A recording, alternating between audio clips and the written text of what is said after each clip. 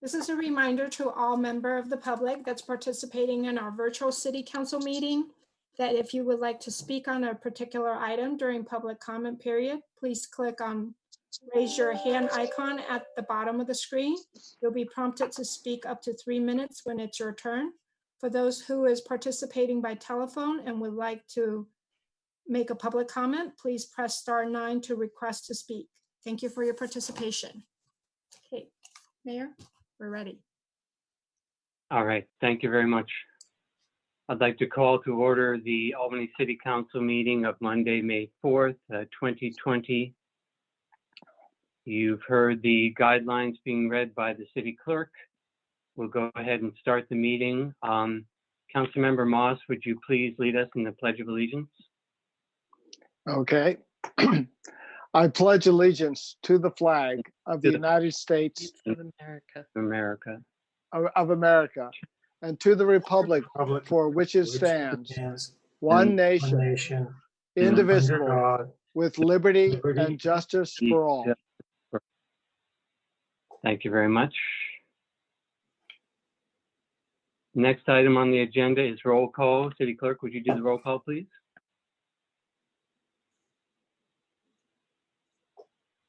Councilmember Barnes? Here. Councilmember Moss? He's here. Councilmember Nason? Here. Vice Mayor McQuaid? Here. And Mayor Pilch? Present. Thank you. All council members are present. We are on to ceremonial matters. We have none, but I'd like to take this opportunity to read a statement in light of the events that are going on in our city and the world today. Happy International Firefighters Day today, and happy Public Service Recognition Week. The city has kicked off the week appropriately by highlighting the reasons why a couple of people from the fire department decided to go into public service. You can see that on Twitter and perhaps the website and other social media. I haven't checked that yet. This week, the Alameda County issued a new shelter-in-place order extending the timeline through May 31st. The order still limits activity, travel, and business functions to only the most essential needs.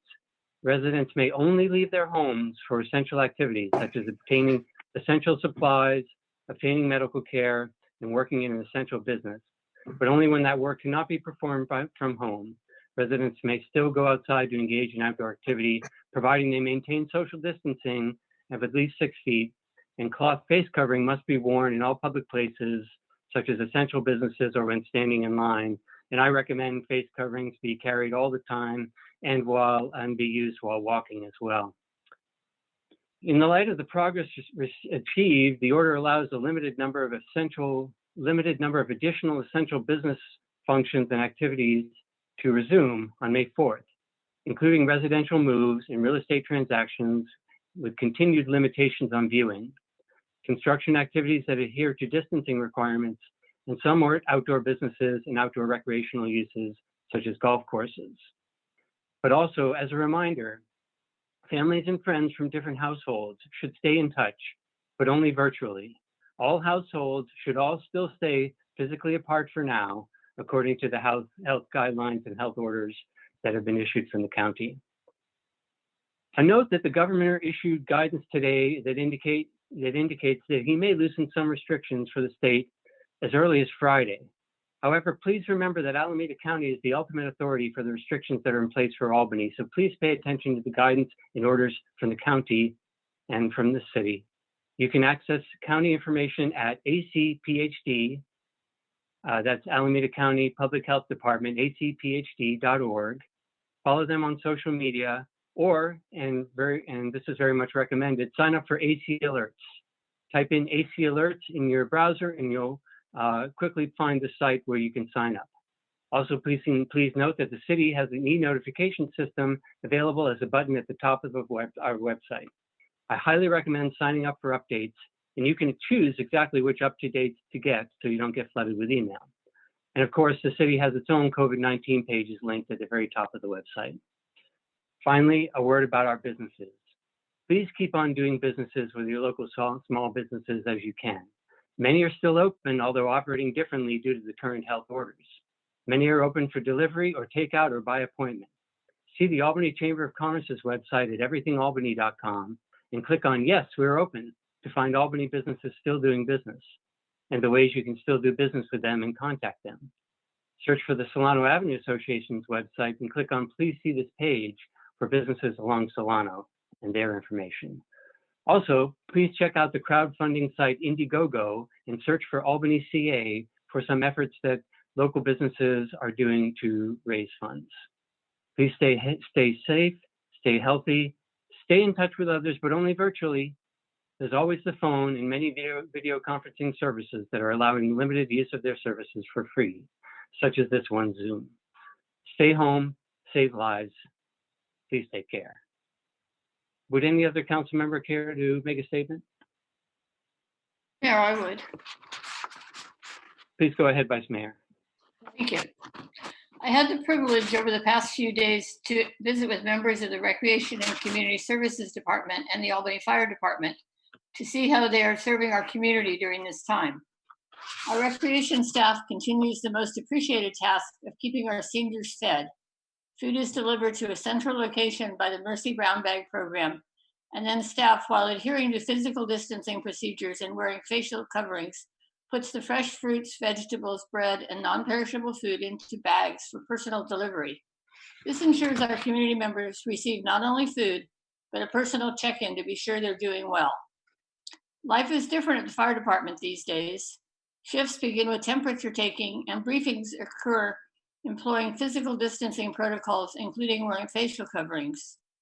The purchase of a sanitizing machine allows for a thorough cleaning, not only of the ambulance interior, but also of the entire fire station. New procedures and practices are also being implemented at the police department.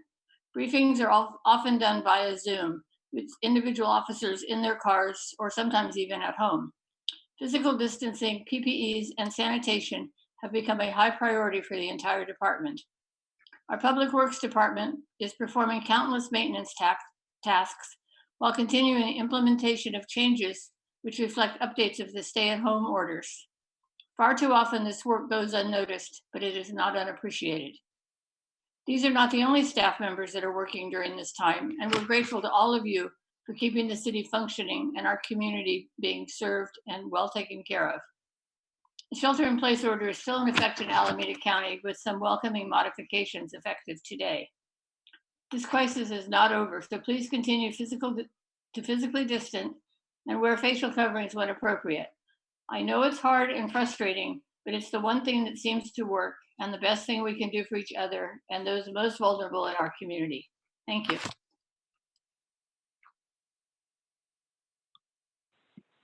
Thank you, Vice Mayor. Any other council member wish to say anything at this time? Seeing none, we'll move on the agenda. Next, we have report on actions taken in closed session. There was no closed session, so we'll move on to the consent calendar. This will be moved as in one motion, as the items are usually considered to be routine, unless a member of the public or a council member wishes to pull an item for discussion. I wish to pull 5.5 and 5.8. Would any council member like to pull an item for discussion?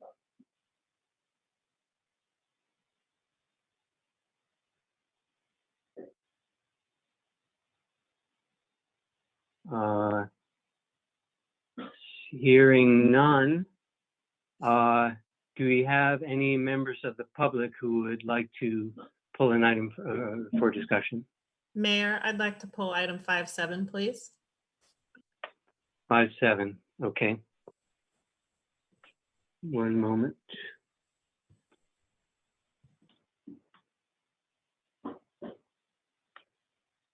And I don't see any attendees raising their hand, so I assume that there are no other members of the public or members of staff who wish to pull an item. Hearing none, I'll move on to item 5.5, the first item I asked to be pulled. I just wanted to note that the waste management is running under force majeure, which means they are not bound to all their agreements. And one of the things that I noted in their report was that, or in their letter about force majeure, was that they are not recycling. They're simply putting recycled materials in with the trash. This is an unfortunate choice that they made as a measure during this time, considering recycling is hit very hard from many angles. I just wanted to note that. I'm not recommending any action at this time, but I wanted others to make note of that fact. Any other discussion on item 5.5?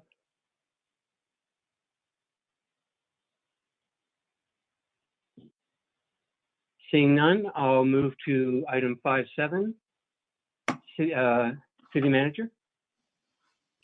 Thank you, Mayor. I just wanted to stop for a moment. I know Vice Mayor recognized staff very thoughtfully in her remarks, but just once again to recognize city staff for all that they're doing in normal times, and additionally right now as things are upside down and we're turning them right side up. You see that every day with our staff, and because you haven't seen their faces in a second, I thought I'd share my screen with you to remind you of what some of our staff are out and about doing.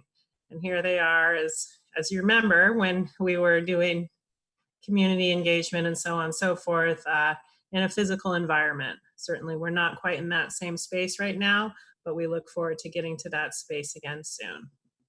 Thank you.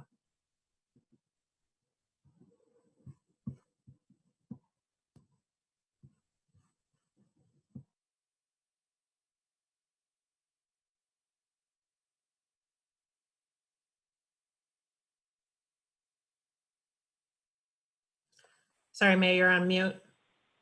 Thank you very much. I'm delighted that the Public Service Recognition Week is happening during this time, so we can doubly recognize our members of the staff who are working even harder to service during this time. Does anyone else have a comment on this item?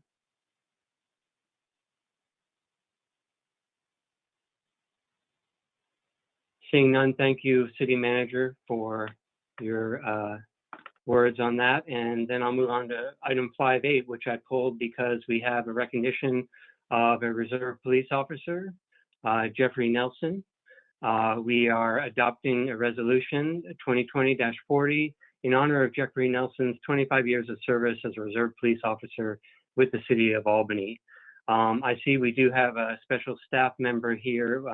Were there some remarks that staff wanted to make?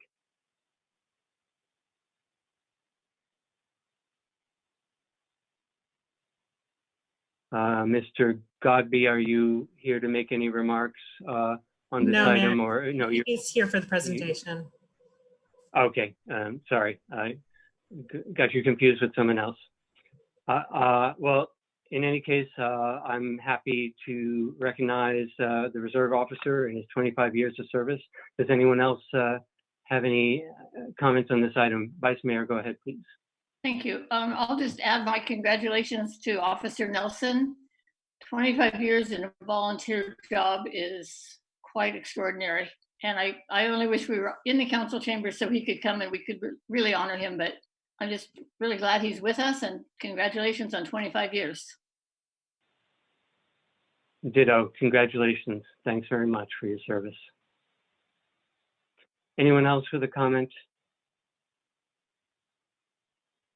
If not, I think that's all the items that were pulled. Would anyone care to make a motion on the consent calendar? I'll move consent. I'll second. We have a motion and a second. Would you do the roll call, please, City Clerk? Councilmember Barnes, Yes. Councilmember Moss, Yes. Councilmember Nason, Yes. Vice Mayor McQuaid, Yes. and Mayor Pilch. Yes, The motion carries. thank you very much. We now move on to the good of city public comment period for persons desiring to address the city council on any item that's not on the agenda. I believe we may have one written item that was submitted, and it looks like that same person is here and has a hand raised. So I think we can either take the written comments or the oral comments, but not both. Mr. Pinguello, would you like to make oral comments or have your written comments read?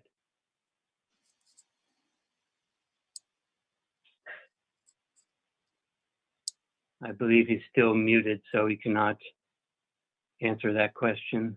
Jeremiah, can you unmute yourself? Yeah, sorry about that. Yeah, verbal comment, please. Go ahead. Okay. Okay, so my time's going to start now, I guess. All right, well, just introduce myself. Good evening, City Council. Good evening, members of the public. My name is Jeremiah Garrett Pinguello, and I spoke last meeting. You know, we as a public, we watch your YouTube videos, and we see you up there raising a toast with your favorite drink. And I could tell that wasn't soda or water. That was alcohol in your glass. You know, when you take an oath as a mayor or vice mayor, you take an oath to be a leader of the community and set an example as a good, positive role model, not to be a drunk.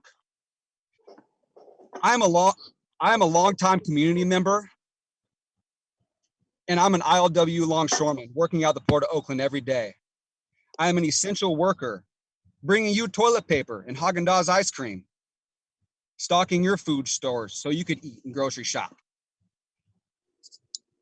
I'm still wondering where I could take a shower after work. I haven't showered since March 9th.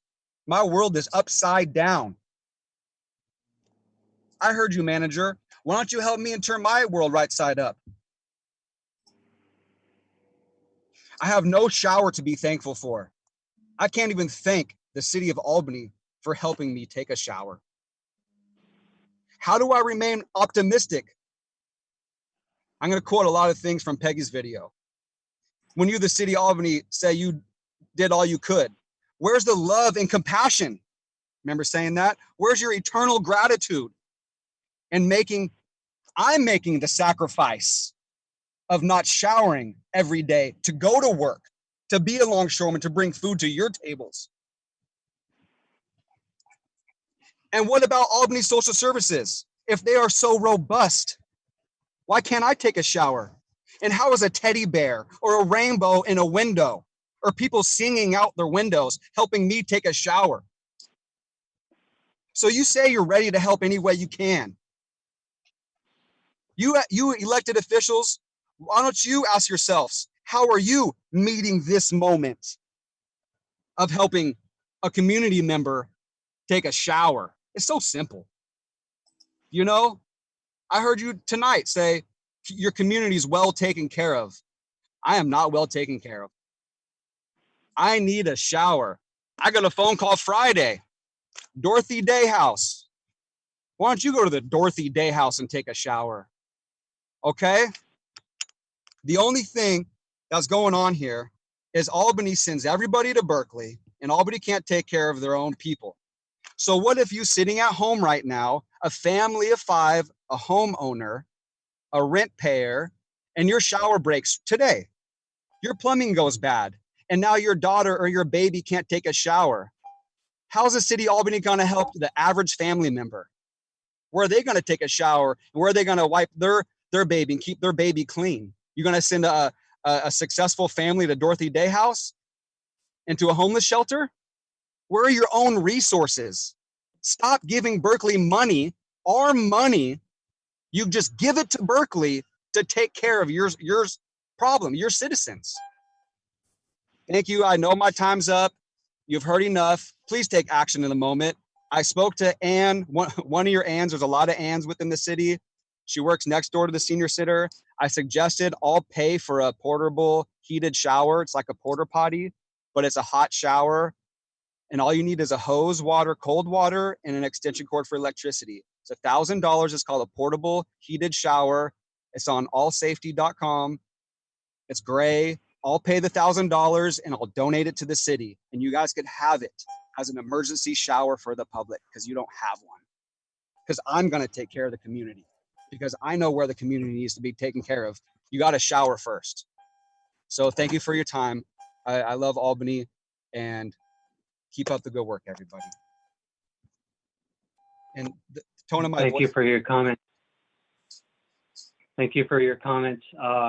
City Clerk, do we have any other member of the public with their hand raised or a written comment to be read? No.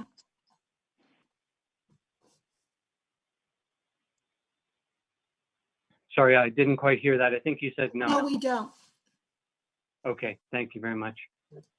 All right, moving on then to the next item on the agenda. We have City Council reports, council member reports on appointed representation. Excuse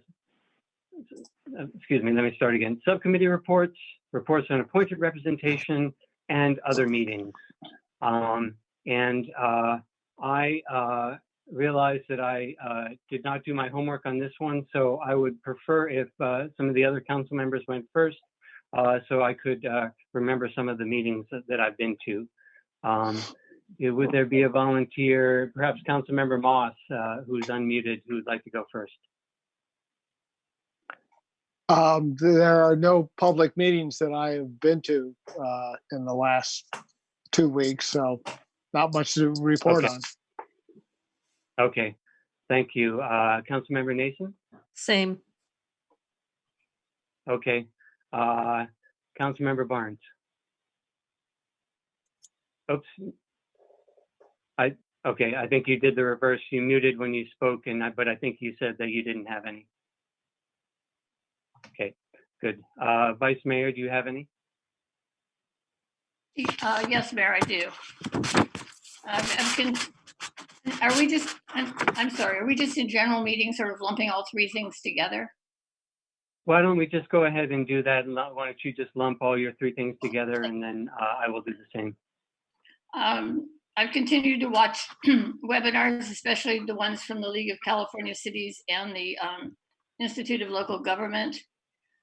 I did hold up my community leader meeting, the quarterly meeting via Zoom, which worked well. We've had probably 2 business resiliency calls with staff, including the mayor and Solano Avenue and the chamber. I attended the pension board meeting, and I also attended the CERT Zoom meeting last week. And I can report that Alta Bates is not meeting. It's considered a city meeting by the city of Berkeley, and they're not holding any meetings except, I guess, for council. But Vice Mayor Hahn from Berkeley did have an article on the potential closure of Alta Bates and the impacts it would have in a crisis such as this, which was in Cal Matters, I think probably Friday. It was a good article. And that's it for me. Okay, thank you very much. I apologize for not having done my homework on this one, but I think I was able to pull a few things together. I've been on the weekly calls with the county health department. Those are on Wednesdays at noon. There was an East Bay Community Energy meeting, which I alluded to at the last council meeting, where we elected to restructure our offerings in order to mitigate the effects of this downturn, the economic downturn, the COVID-19 on revenues to EBCE. We elected to restructure some of our offerings, and I can bring back more specifics on that at another time. But also importantly, we voted to not accept power from nuclear power from PG&E, from the Diablo Canyon nuclear power plant. That would have saved us and saved EBC and another $1 million top of the 10 million that we saved by the restructuring, but there was not the political will to take the nuclear power. And let me just briefly look at my calendar to see if I can quickly see anything else.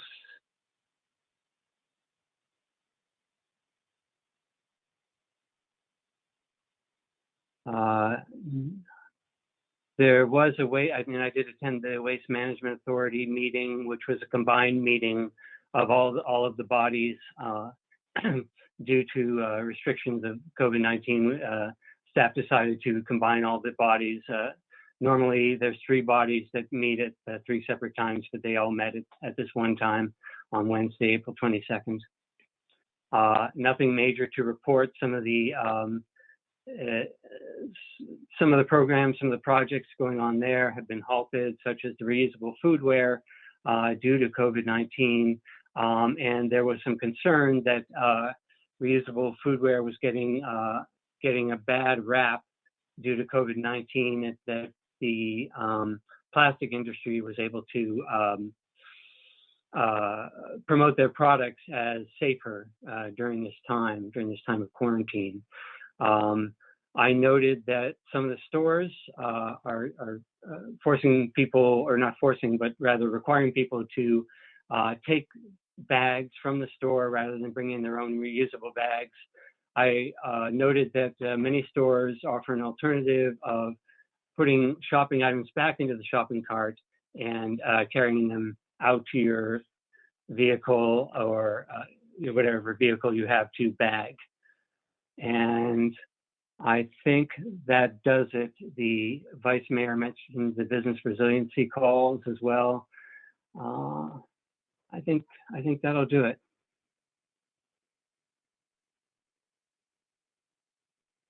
Okay, moving on the agenda then. Next is the City Manager report. Go ahead, Nicole. Thank you, Mayor. I'd like to give an update on a couple of particular departments. Public Works, again, is continuing to utilize this time to do a lot of work that's otherwise challenging to do with folks out and about. So thank you to them for all that they're doing right now. You'll see some major potholing work going on this week for the next 2 weeks, both with Public Works crews and with contractors. Our graffiti contractor is very busy along Solano and San Pablo Avenue, cleaning up any ugly graffiti, and that's an ongoing situation, but we definitely appreciate the efforts there. Sewer cleaning and inspection work is scheduled to begin this week as well. Again, this is essential work and authorized through the county order.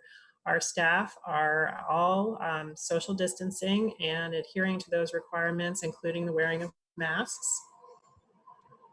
Also, in the recreation department, you will see a transition to an online virtual community center. So check our website out for that. We're offering a lot of classes through online services now. We have a gentle yoga with already 50 participants signed up. So the community is definitely learning how to transition into this remote virtual world for now. Again, it's temporary, and thank you for bearing with us. And I really appreciate our departments for doing this transition so well. That's it. Thank you. Thank you very much. And am I to understand that we've had more instances of graffiti since the quarantine time? Unfortunately, we have seen an uptick predominantly on Solano Avenue, but because the council authorized that graffiti abatement contractor to provide support services to the Public Works Department, we're able to get to it extremely quickly, and we really appreciate the Solano Avenue Association for ensuring that we're well aware when they see something. There are eyes on the street as well. Okay, appreciate it. Any other questions for the city manager?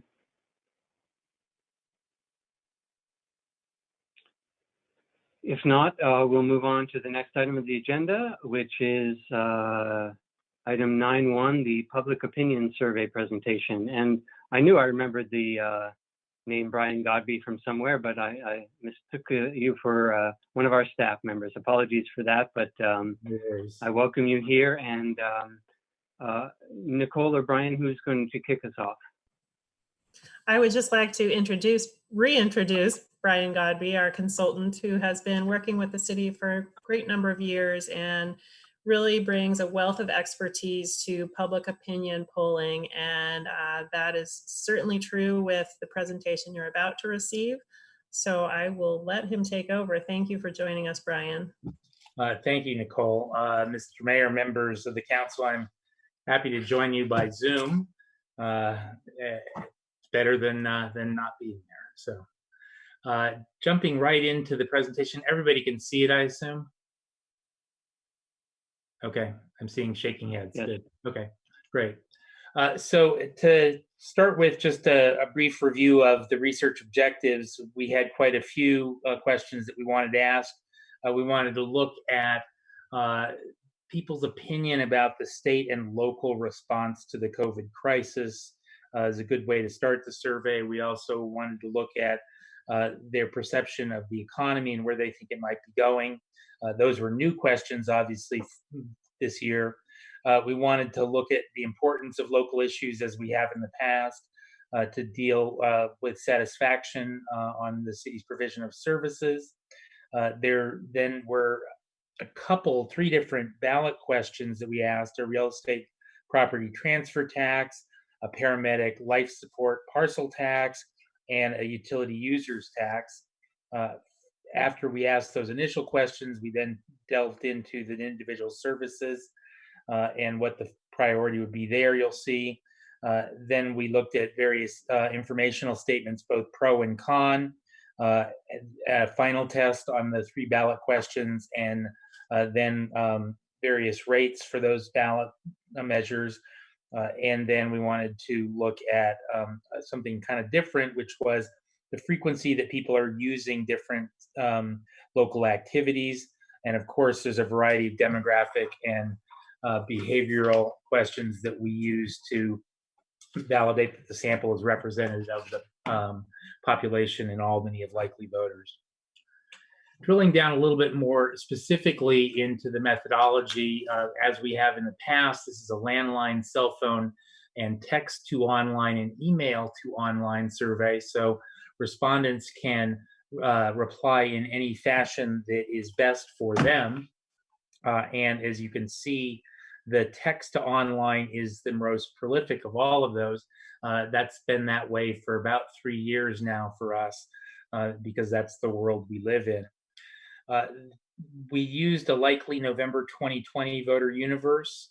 We were in the field in late March, so that was after the shelter in place order had gone into effect and had been in effect for a while.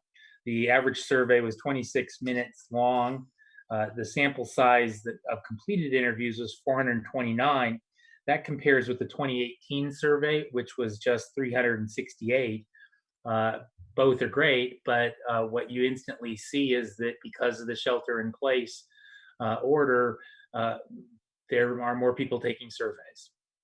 That's great for us. Obviously, it's an unfortunate situation, but people are willing to take surveys more frequently than they were in the past. And that helps us with not so much the overall error rate, but it does help us with the drill down when we look at cross tabs and those sorts of things. Any questions about the methodology? Okay. Just one question. Sure. Do you think that thank you. Do you think it changes the results at all that you are now capturing people that you may not have captured had they not been quarantined at home? No, I don't think so, because we're still using a stratified sample. And so that means we know how many males that are Democrats that are 18 to 29-year-old that we're supposed to get versus female Democrats that are 40 to 49.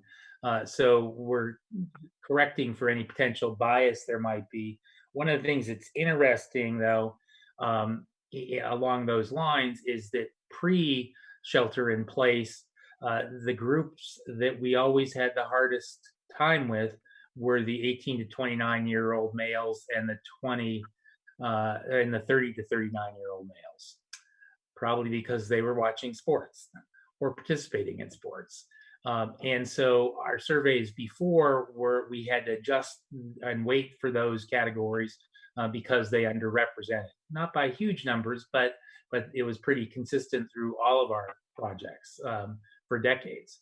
And now all of a sudden our response rate's better, and men are representing in their correct proportion. So kudos to the guys for finding something to do. Thank you. So moving into the data, the first question, as I mentioned, was an opinion on the job performance of state and local government with respect to addressing the coronavirus. We specifically left out the federal government because that's a whole different ball of wax. And we've been asking this question since, just as you were going in the field, and a couple other surveys that we had added it to after the shelter in place. What's interesting here is when you add the favorable and unfavorable together on either, so the very favorable, somewhat favorable together, you see that we're at 79% have a favorable opinion of the state and local government. And we specifically mentioned the city of Albany in the question, versus the total unfavorable of just 9.3 or an 8.5 to 1 positive to negative ratio. That's pretty good, I think. Obviously, we don't have a lot of historical data to compare this with, but when you look at various national metrics on similar things, that's about a 50-50 split. So people do think the state of California, the Alameda County, and the city of Albany, as well as the school district, are doing a pretty good job managing the crisis. The next question that we added that was new is one on where they forecast the economy was going. And as you can see here, just a little under a quarter said they think it's going to be better. About 12% said about the same, but a very large 52% think it is going to be worse. And then just 12% don't know. We're still trying to figure out how to analyze this as well. I think it's useful for crosstab purposes, and we've looked at that as well. But this is a pretty high worst number of the surveys that I've had come out of the field since the shelter in place.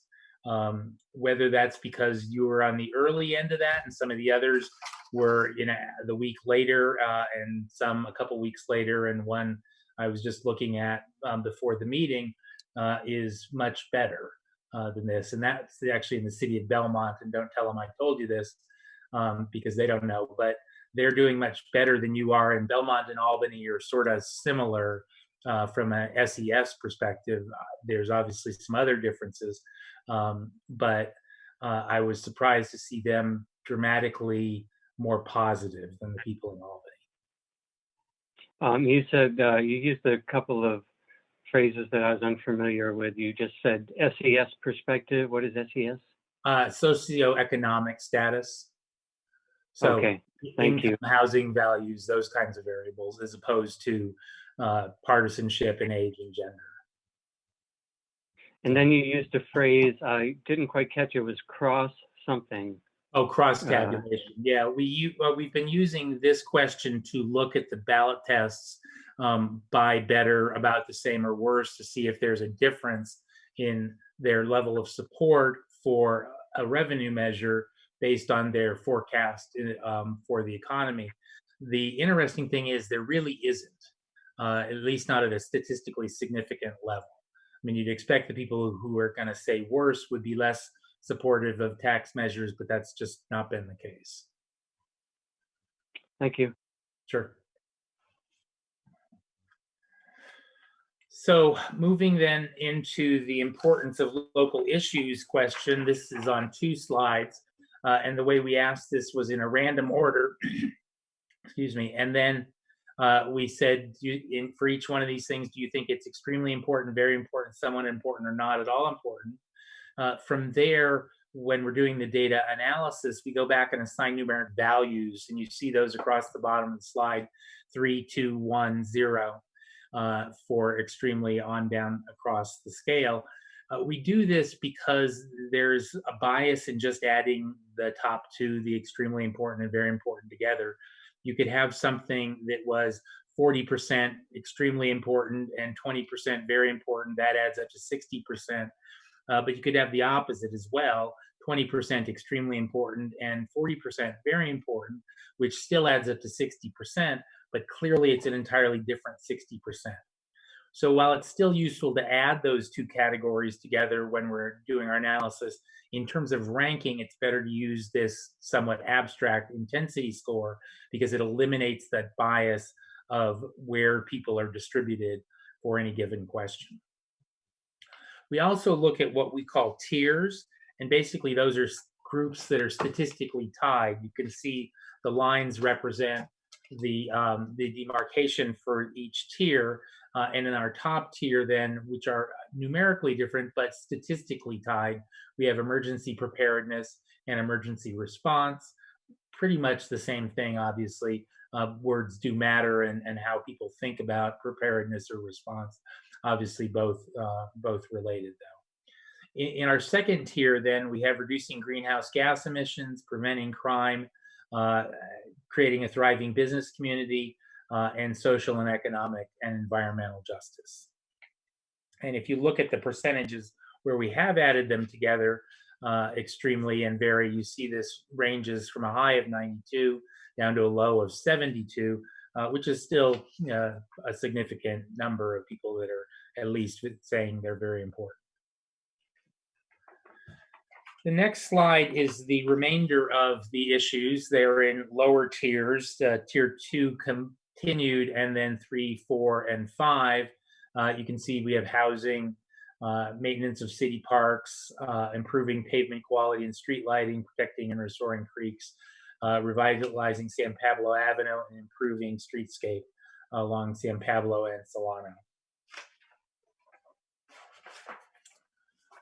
So moving on to the section, which we do have some data from the 2018 survey to compare with. The first question is opinion on the job the city is doing to provide city services. Now, in this unit survey, we were looking at likely November. In the 2018 survey, we were looking at likely November 2018, which is a gubernatorial election and had a lower turnout. So it's a different kind of voter, but it's still interesting to compare them. You can see from the table in the lower left-hand corner, when we add the very and somewhat together, we're at 84% in round numbers, satisfied versus 8% dissatisfied. That's a 10.1 or 10.5 to 1 ratio. That's great. There's no question about it. People are real happy with the city of Albany.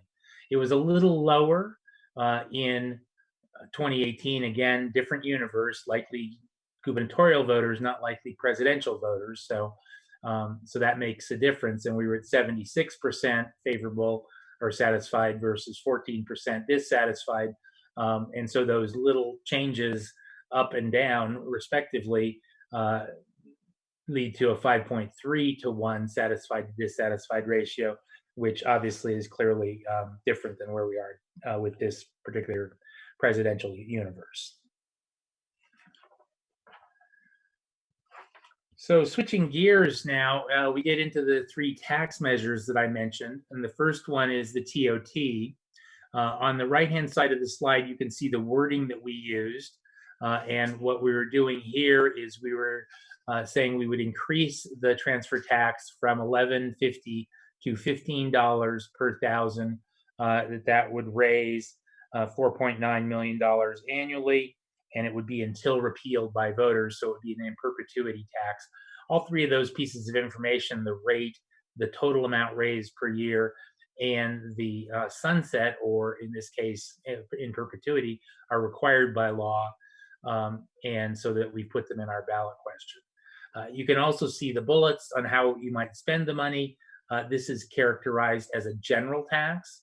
And as you know, general taxes only require a simple majority to be successful when they're placed on the regular ballot with council members, or when council members could be in runoffs. We see when we add the definitely yes and probably yes together that we're at 66% support. We usually do that to determine feasibility. And for a simple majority measure, this is a great place to start. There's no question about that. The next question was the paramedic advanced life support parcel tax measure. This one you can see is the same kind of format. We talk about how much we're going to raise it from $22.90 to $98 per residential unit until repealed by voters again, and providing about $800,000 annually. This requires 2/3, though. That's the catch, and we only get 60% support. So that's not a bad place to start for a 2/3 measure, but clearly it needs to go up from where we are right now. And the final measure was a utility users tax, and again, increasing the rate from 7% to 8%, applying the tax to water service, providing about $2.3 million annually, again, until ended by voters. And then again, you see the bullets that make it a general tax. And this one, again, is a simple majority to be successful. We're at just about 63%. That's a really strong place to be. It's not quite as strong as the transfer tax, but it's particularly strong because I think because utility user taxes are not very positive in California, particularly Northern California for some reason. There just is a trend across the board that voters don't like these. So to see it at 62.5 is very encouraging. The next couple slides are both features, what we're going to spend the money on, and then informational statements, which are essentially positive kinds of arguments. This first one is the features. Again, we ask this in a random order, and when we're done, we go back and assign numeric values to the response categories. The much more likely is 2, somewhat more likely is 1, somewhat less likely is -1, and much less likely is -2. We're creating a similar kind of intensity score. The scaling is a little different, but it does all the same things that I talked about earlier. In our top tier, we've got maintain fire and police services, safety and emergency response. That's certainly consistent with the issues of importance. Then maintain paramedic advanced life support and fire engines and ambulance service. And then maintain rapid 911 emergency response time. So again, all consistent with the what we saw in that earlier question. In our second tier, we have maintained recreational programs, park and rec, and open space, maintain senior and youth programs and facilities, continue environmental maintenance, and maintaining neighborhood police patrols. Again, all relatively positive, but not as strong as those emergency response kind of things that were in the top tier. And then finally, other unrestricted general purpose revenues, which is the way the city attorney would suggest that you have to characterize the measure in addition to the things you might spend the money on, it would cover these, and this would be in the full text of the measure. Obviously, that doesn't do as well as being more specific. The next set of questions is the informational statement. So these are essentially positives, and we've done the same sort of intensity scale ranking here. Again, the scale is different. Now it's much more likely 2, somewhat more likely 1, no effect 0. We don't ask the negative side of the equation because people don't understand why these things, which are generally positive, would result in a negative view. And so many years ago, we stopped asking the negative side of the equation in terms of the response categories. What you see here again in the tier 1 are, first of all, a lot of items. That's good. There's lots of information that helps people understand why and support these measures. At the top of that list, we have the measures will give Albany local control over local funds for local needs. No money can be taken by Sacramento. And that has been positive everywhere for as long as I can remember that we've been asking that question. It's at the top of the list. We're seeing it not only at the top of the list pre-shelter in place, but post-shelter in place as well. That's still important to people. Independent citizens oversight is in second position.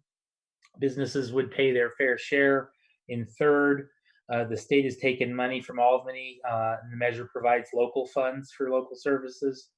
Paramedic and advanced life support measures will ensure rapid response. Obviously, that was specific to one of the three. And then on down the list.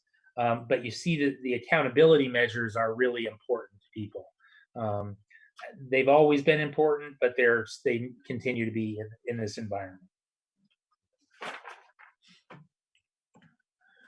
Moving on to the other side of the coin, because everything is not positive and there are often 2 points of views in revenue measures, we ask a set of critical statements.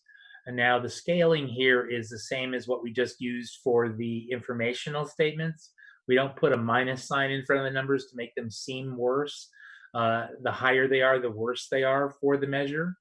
The good news is these aren't off the chart high.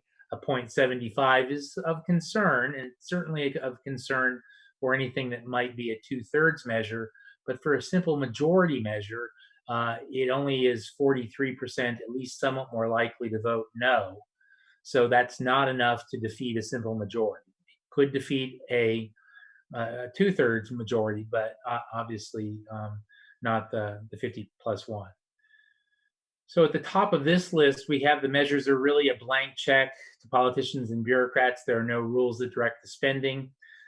That's actually true of the general tax because the council has full authority to spend the money from a general tax in whatever fashion they deem appropriate. So that is not an untrue statement in a general tax environment. It would be an untrue statement for a 2/3 special tax, but it often gets levied against special taxes the same as general taxes. Voters have passed millions of dollars in sales taxes, utility taxes, bonds, and parcel taxes.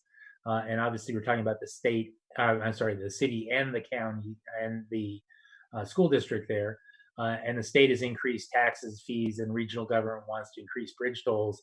Actually, that's a wrong wording from a previous copy and paste error. Sorry about that. Enough is enough. Taxes are too high.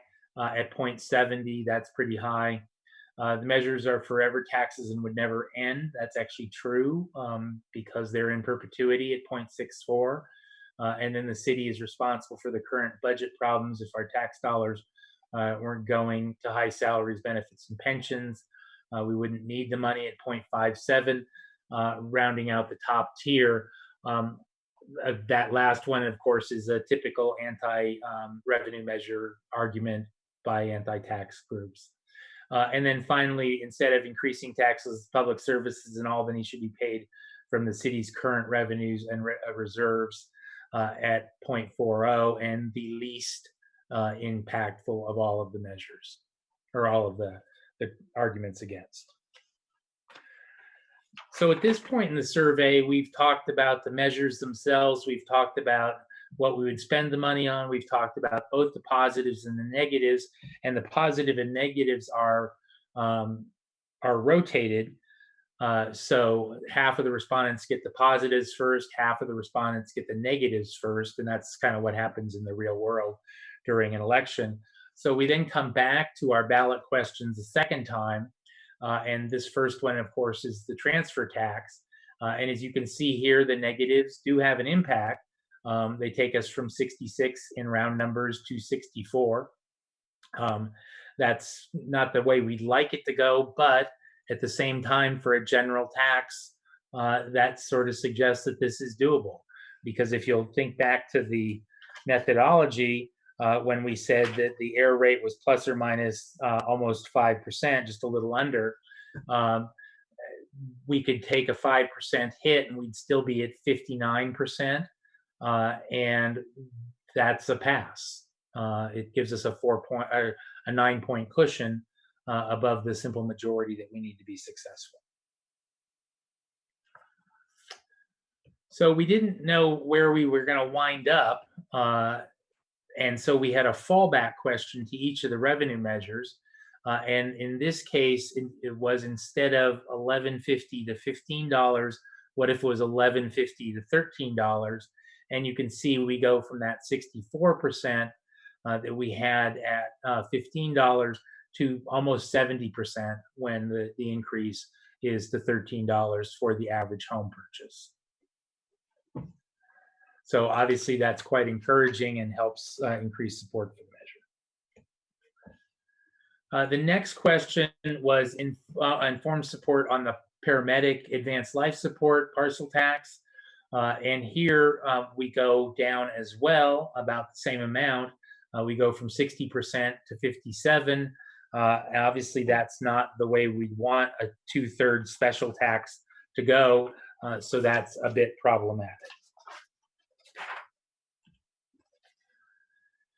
Again, we didn't know where we would wind up on that test, so we have the fallback. In this case, it's instead of a $98 per residential unit, what if it were brought up to 88, and we don't get any more support out of that, which is sometimes not unusual because we just haven't decreased it enough. But when we do go from 88 then down to 68, all of a sudden we've crossed a threshold in there, and now we're looking at 67% support for the paramedic tax measure. And finally, looking at the utility user tax, we were at 63 in round numbers, 62.5 specifically, and we've actually gone up to 63.7. So that's very encouraging and certainly going the right direction. And again, for a simple majority measure with a 5% error rate, we could be down at about 59, 58.5 in that range. And that still provides a cushion over the simple majority that we need to be successful.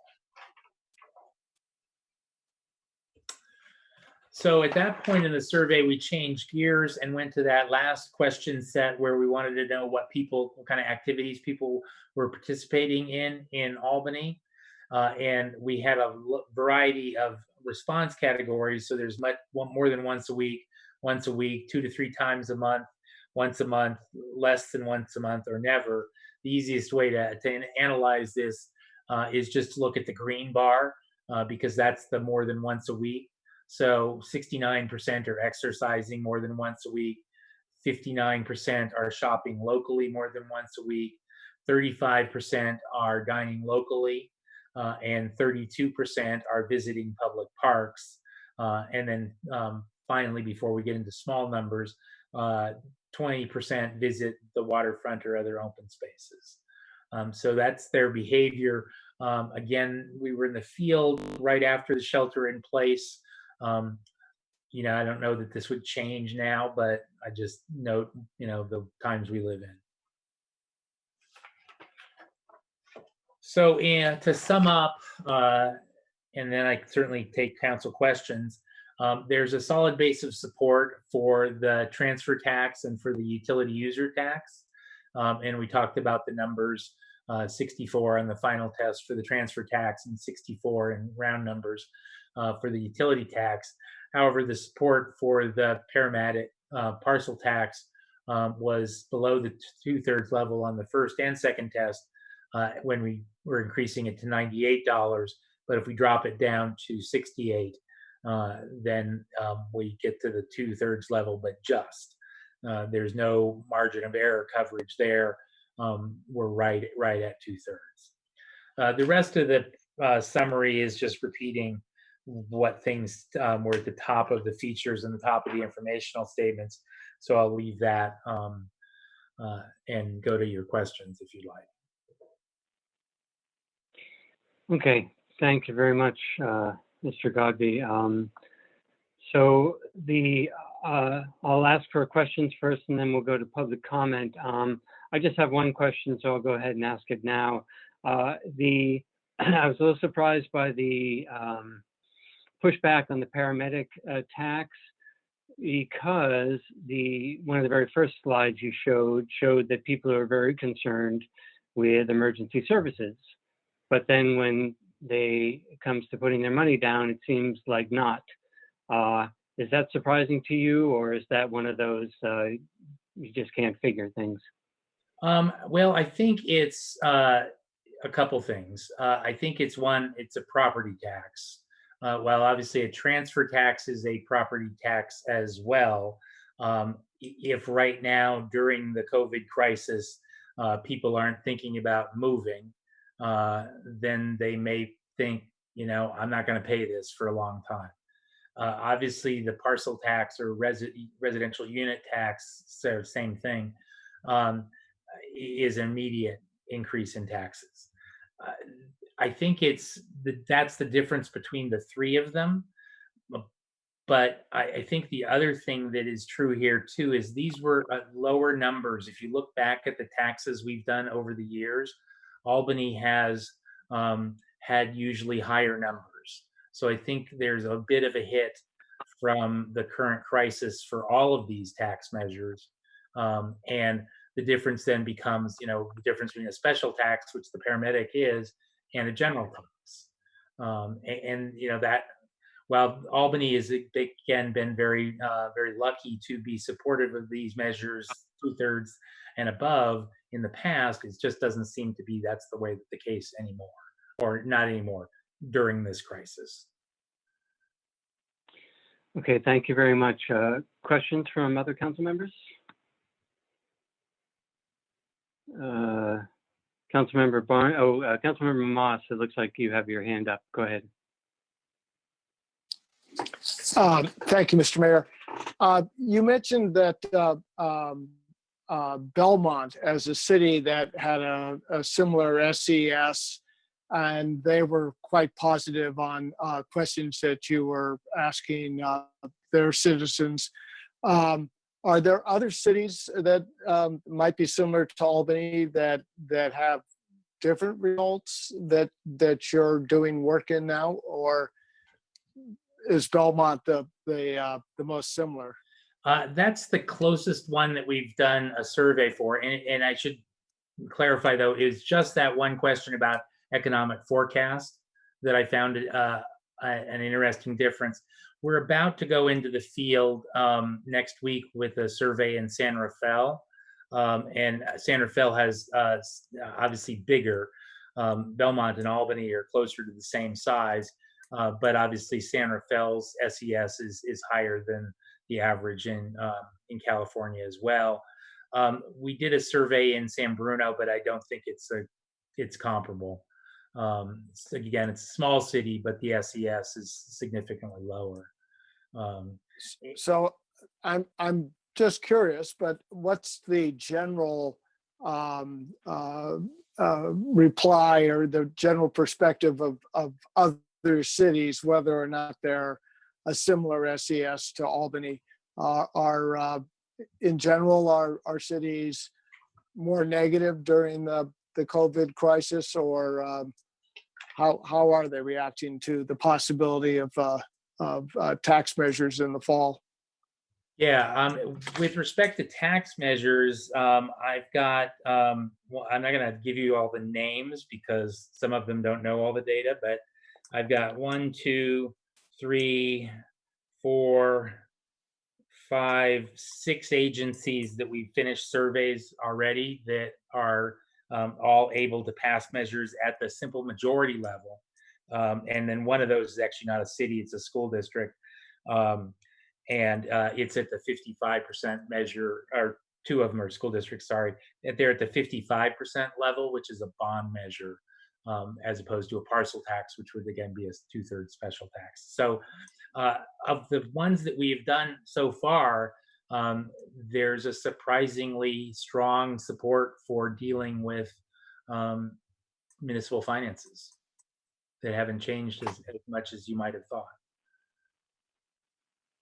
Okay, Okay. because I asked because I forget what the measure was, but I know there was a measure that did not pass in the spring. That was a state measure. And I wondered whether there's been any, if that's affected, if that's an indication of some sort of change in California voter attitudes. That was it was actually labeled Prop 13, which might have been a horrible luck of the draw. Right. It was the Yeah. statewide bond measure, and it lost. Right. Many people think it's because of the association with the original Prop 13 that might have been the reason for its undoing. However, school districts, bonds, and parcel taxes really posted a record low pass rate. There was only, overall, the tax measures that were on the ballot were only passed at the 48 or at 40% of the measures that were on the ballot passed. When you look at city general taxes, though, and I think it was about 30 measures that were on the ballot statewide, 68% of the city general taxes passed.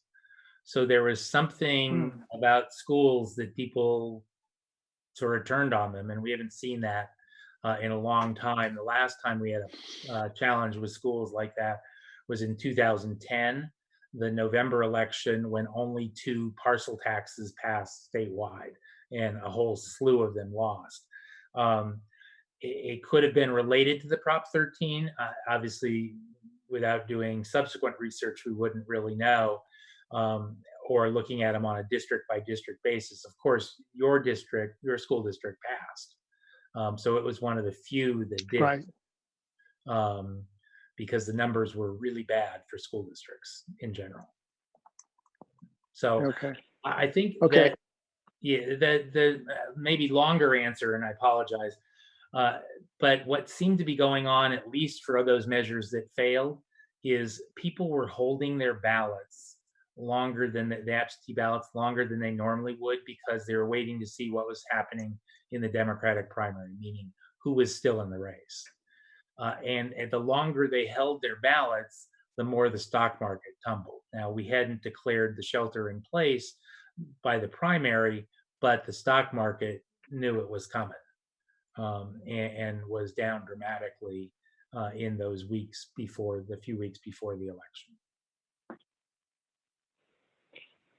Okay. Well, thank you. Thanks, Councilmember Moss. I think Councilmember Barnes, did you have a question? Okay, no.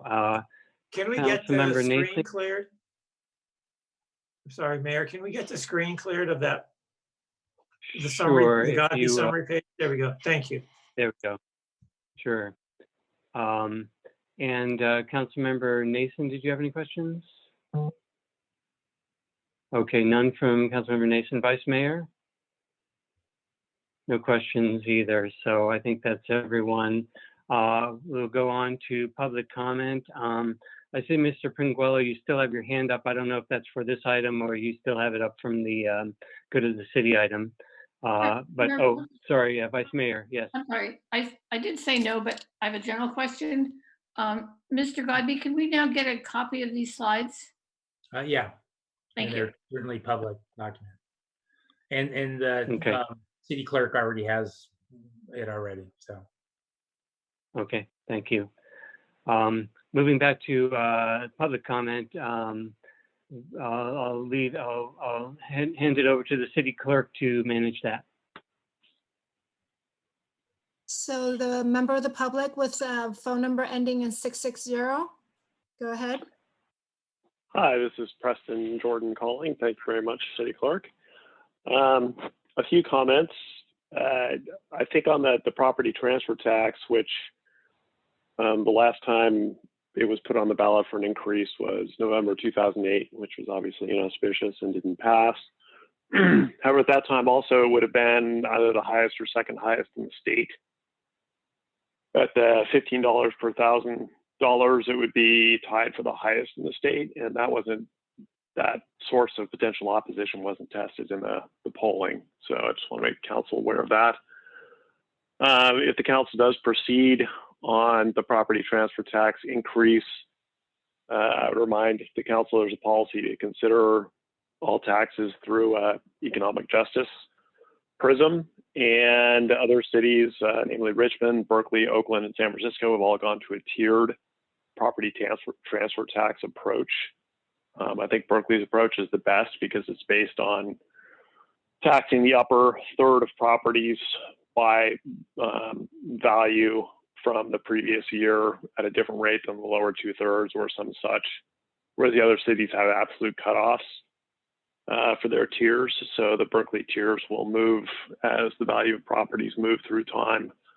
So that only brings in an economic justice component.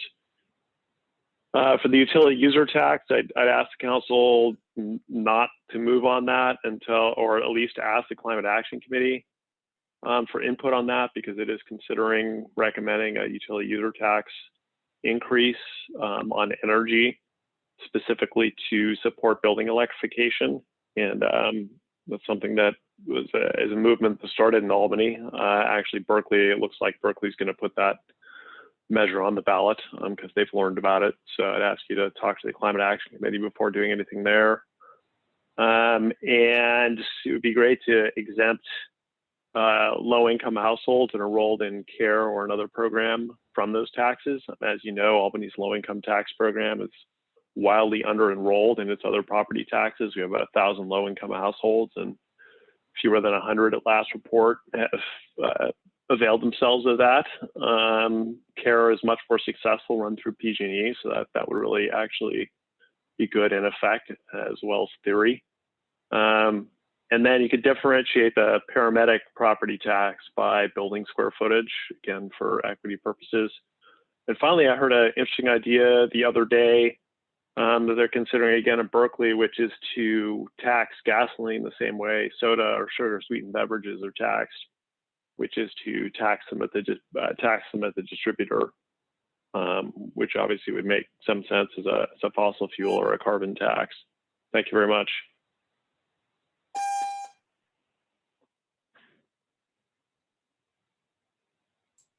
Okay, next up is Jeremiah.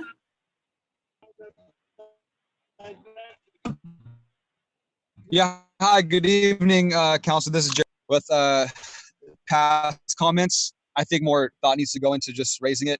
See, I see what you guys are doing here. You guys are passing this tax on all the residents in Albany while everybody's sitting at home, and you guys are doing this behind their backs, in my eye. You guys are passing this thing. I don't know if this is the first vote or the second vote, but I know you need two votes to pass something, I guess. But yeah, it needs to be more transparent to the public. You know, send out a mailer, send out a flyer to every resident, let everybody know this is happening. I may be out of the loop and you may have already done that, but $15 on the $1,000, it's real. So it's, you guys keep raising taxes a little bit at a time, The more you raise taxes, then nobody's ever going to afford anything. So that's my public comment. And just make sure everybody does their homework. Thank you. Thank you for your comments. City Clerk, are there any more public comments or anything to be read? No. Okay, thank you very much for that. So I'll bring the discussion back to the council. Would anyone like to make some comments on this presentation or ask more questions?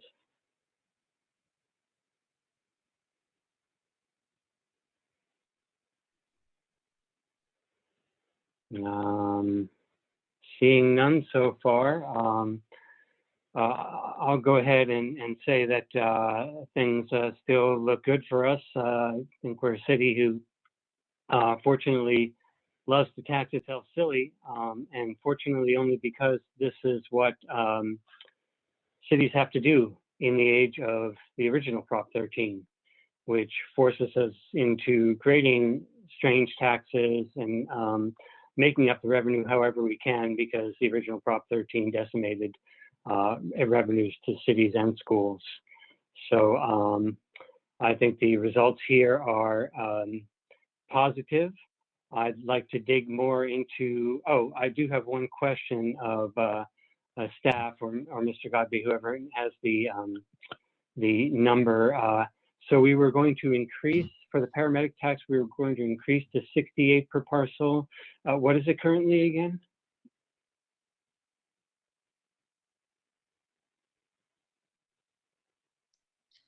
Can't hear.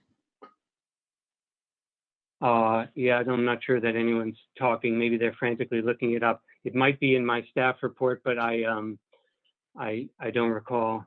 What we had in the question was increasing it from 2290 to 98 in the first two questions. Then we tried 88, and then we tried 66. Okay, 2290 is the current figure. Okay, thank you.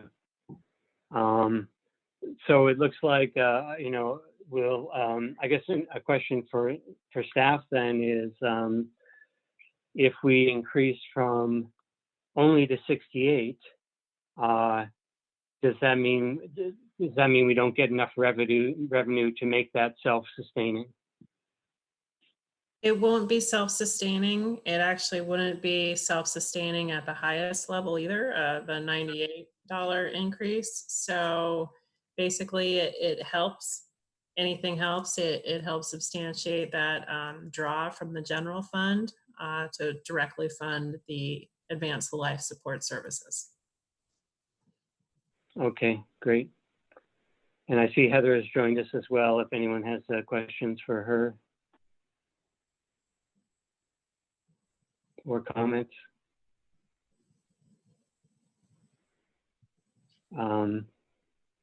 I'm not seeing any. So, yeah, Vice Mayor, yes. Thank you. I'm thinking about, did we actually create a policy for, Mr. Jordan mentioned I'm going to use the word social equity. I don't think that's totally the right word, but I think you follow where I'm going. Did we actually pass a policy on that? Seems to me that we did. And I just want to make sure that we're looking at it in the constraints of the policy. Yes, a policy was adopted by the council. It will be incorporated. I don't have it verbatim in front of me, but it's basically that it will be considered with any new revenue measure. So it certainly will be considered. At this point in time, we're simply polling. So it really wouldn't work into the polling factorization too much. And as you know, the intricacies of each tax, we'll need to consult our city attorney as we move forward to ensure the overall administration and how that would get factored in for council consideration. Thank you. Okay, final questions, comments? Yes, Councilmember Moss, yes. So I guess this is sort of a question, but we're being asked to give direction to staff tonight as to which of these ballot measures they could potentially work on to in order to put them on the November ballot. That's correct? That's right. That helps give us guidance in terms of where we focus our limited resources to give you the information you would need to consider something fully for the ballot. If the council would like, we could,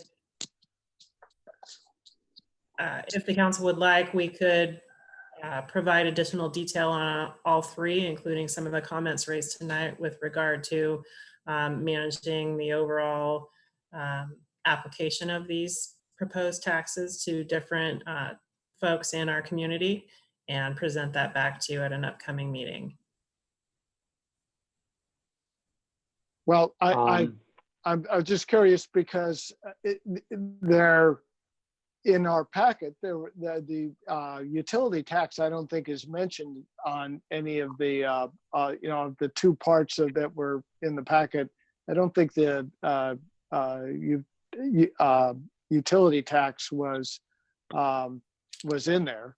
There was, there's something about potential sewer bonds and things like that, but also the emergency services and the parcel transfer fee were in there.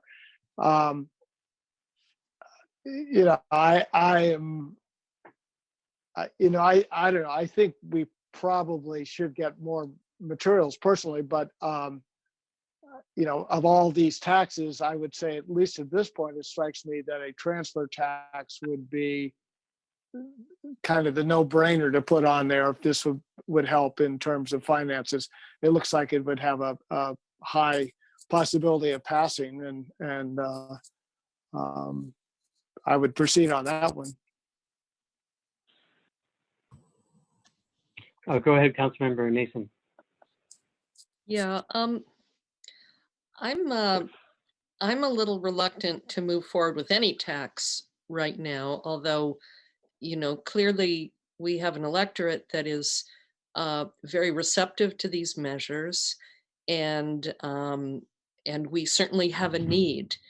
But I'm not convinced that the need is immediate. The need is a long-term need, and it is primarily the pensions. And there didn't seem to be a lot of, it didn't seem to be that clear in the polling, that if people are told, well, this is a way of making sure that we can cover our pension obligations, that would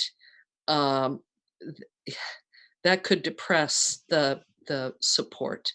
And I would much prefer to be able to present this in the context of more long-term, where we're very clear on what our budget is, and we're clear on our kind of long-term financial planning, so that we can do an honest, laying out of what the need is. And I'd like to be able, we haven't done anything on Measure M. We just did a tax measure a couple of years ago that was a similar kind of thing. It was funding for things that we're already doing, and we haven't really yet come up with an expenditure plan that properly allocates that funding and assures people that the additional tax will result in at least some additional services, and not go totally to the pension obligation. So I think we should do more of our homework. I think we should be, back on track with CAFRs and get our budget into line with reality, and do a long-term plan before we ask people to tax themselves further, even if they're going to say yes. To me, it's kind of an issue of trust, and we want to be worthy of their trust over the long term. So that's my personal feeling, but I'm eager to hear what other people want to do. Thank you. Did you have any comments, Vice Mayor or Councilmember Barnes?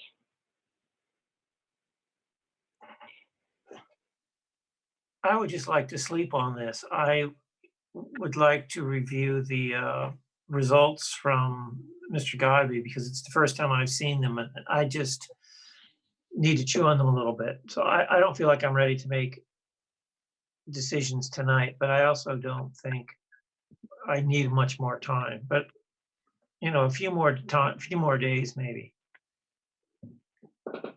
Okay, thank you. Vice Mayor, did you have something or no? No. You've muted yourself. I think I would agree with Councilmember Barnes. I I think we're going to need to go forward with, I would probably go forward with all three of these measures, but I'd like to kind of think about it a little bit more. You know, one thing that we don't know, and we're not going to know until probably October, is what our financial picture is going to look like once we start to rev up a little more in our businesses. But we know we're going to take a hit, and I'm certainly less optimistic that the federal government is going to send money to the cities. I was hoping they were, and it sounded like that was a deal that was probably going to look like it was made, and it seems like it's fallen apart. So with that in mind, we're going to need to backfill some of the money that we're losing right now at this time. So I think we're going to need to generate some revenue. But as Mr. Barnes said, I'd like to think about it. Maybe can we put it on the next agenda to give a little more direction? Does that put staff in too much of a bind? I would have a question for the council in terms of, quote, thinking about it, would it be helpful to have additional information from staff? What you've received is a presentation from our voter polling consultant. What you've received prior to that is some preliminary information on opportunities for revenue measures. What you don't have is how those look moving forward and exactly what the benefit and pro-con analysis would be. So I would be happy to continue to prepare that, knowing that no decisions have been made, but I think that information may be helpful as you continue to consider these options for the ballot. And am I muted? Go ahead. Okay, thank you. No. Can you give us a timeline of when we have to be totally done and ready to go to the ballot? Typically, the council takes that final action in July. Your second meeting in July would be the deadline. However, we do have a little bit of wiggle room in August. The council is sunset in August, but you could always hold a special meeting. Thank you. Okay, thank you. And thank you, Councilmember Barnes, did you have something? Well, I don't think we answered Nicole's question, that's all. Do we want more information? Yeah, I would like more information as long as it's not a huge burden on the staff. And as you'll recall from the 2018 process, that this is how it transpired. You received the voter polling results, you gave some general direction, we came back with additional information, and you made your decisions. And so that it would be very similar to that process. Yeah, that's what I was imagining, and I did hear it seemed like there was a sentiment to come back with more information. Yes, Vice Mayor. I was just going to see if we want information on all three items, because if we don't, we might as well tell staff that right now. I would be supportive of at this point looking at all three of them. Yeah, myself as well. Also, I did think the comment to bring that to the meeting of the Sustainability Committee, or is it Climate Action now? Apologies, it would be a very good idea. And I think we should do that. I'd say, I'm preliminarily, I'm in favor of all these. The details would be very welcome, but in the age of Prop 13, as I mentioned, knowing that we're due for a downturn anyway, we've had the longest, we've had a very, very long run of economic uptimes, which is we're due for a downturn, and now we've had the COVID-19 crisis, which has already produced issues in the stock market. I'd say if the voters are still willing to vote yes, we should take them up on their offer. And I think this is coming from staff who knows very well the sort of revenue concerns we have and sort of budget concerns we have, and so I take their concerns and their direction very seriously on this one as well. Nick, Can you hear me? Yes.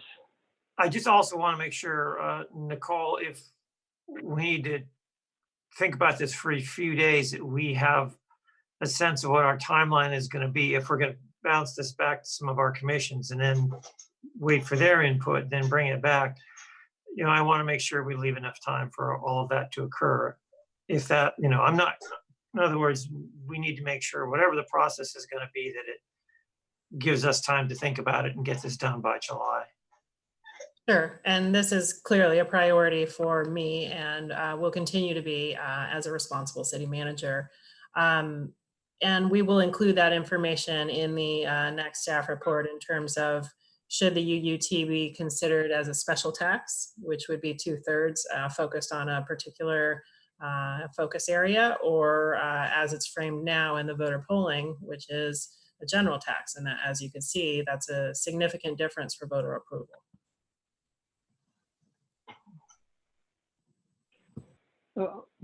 So can, it's early in the month has just begun. When will the Climate Action Committee meet? I need to check with staff. I know that they're arranging a meeting. I'm not sure that it's been fully scheduled yet and what that agenda looks like, but I'll definitely follow up. I think that the first step would be to bring it back to the council so you have, you know, the full picture of what each of these looks like, including that consideration of the UUT, whether it is for a general purpose or for a special tax, for clear direction from the council. Okay. Okay, well, thank you very much. And thank you very much for the presentation, Mr. Godby. Any final comments or questions?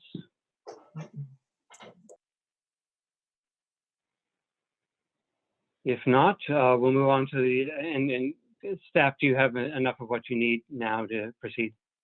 Absolutely, thank you. Okay, thank you very much. All right, we'll move on to the next agenda item, which is the pension liabilities update. And I imagine that's what our finance director, Heather Rowden, is here to talk about. So take it away, staff. I hope you're ready for more numbers. So I am going to share my screen. And we have a short presentation for to go over our pensions in general.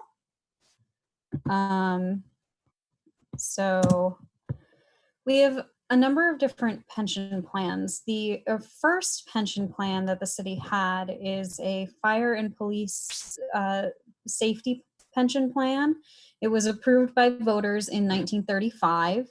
It closed to new participants in 1971. There are currently 19 participants. There are 15 retired employees and 4 beneficiaries. So retired employees get cost of living adjustments in accordance with current MOUs for the fire department and the police department. And the beneficiaries are spouses that once a retired employee passes away, their spouse gets 50% of whatever that benefit is, and it's locked in. We are currently paying out just over, or I guess just under $105,000 a month, which is approximately $1.25 million a year. And as of the last actuarial valuation, which was from 6/30/19, because actuarial valuations are a year behind, so we're currently working on the 19 one. There's an outstanding liability of just under $12 million for this particular plan. So in 1971, when the police and fire pension plan closed to new participants, we joined CalPERS and it opened up to all city employees. We currently have 8 CalPERS plans, and it depends on when employees started service. Now, it doesn't have to be service with the city. It could be service with another agency. It really goes by when they joined CalPERS as a participant. So there's 3 miscellaneous tiers, 3 fire tiers, and 2 police tiers. HEPRA stands for Public Employees Pension Reform Act, and it includes any employees that are participants as of 2013. So our current year contributions, which are based on salaries, I showed the 2017-18 total actual amounts, 2018-19 actual amounts, and the year to date for this fiscal year.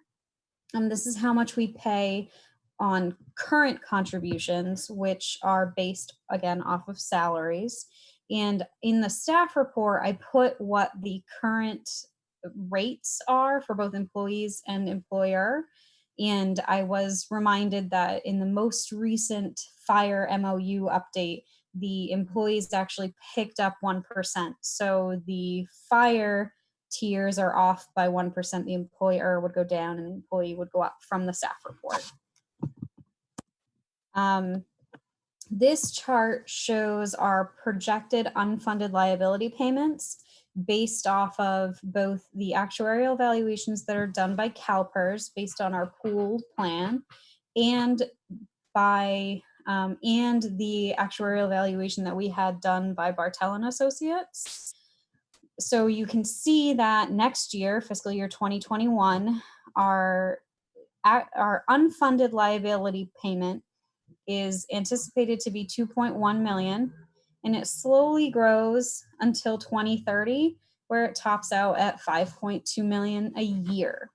So these are the yearly anticipated unfunded liability payments, and they are in addition to the amounts that were shown on this slide.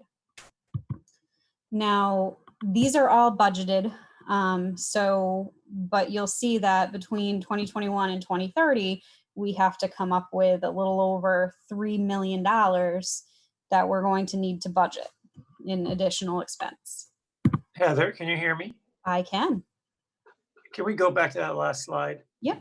These are not,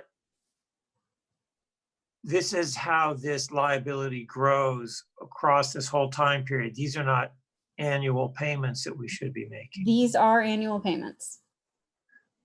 Oh, so in addition to what we're paying now, we should be paying $3 million a year through 2026, and then up to $5 million a year by 2030. So this year, our unfunded liability payment was 1.3 million, I think. Next year, it'll be 2.1. The year after, it'll be 2.4. Then 2023, it'll be 2.7. And then in 2024, we'll have to pay 2.9. So these are the estimated unfunded liability payments that we should be making each year. So in other words, you have 10 years on your chart. So we're talking about $30 or $35 million. Correct. Okay, I'm awake now. You know those taxes we were talking about earlier? Yeah, it's not a small amount of money. So next slide, I'm going to talk to you about what determines those rates. So our unfunded liability payments are funded by or determined by actuarial valuations. And actuarial valuations are really complicated math that involves a lot of variables and assumes a lot of things and comes up with these amounts. So the amortization schedule is how long do we think we're going to take to pay off that amount.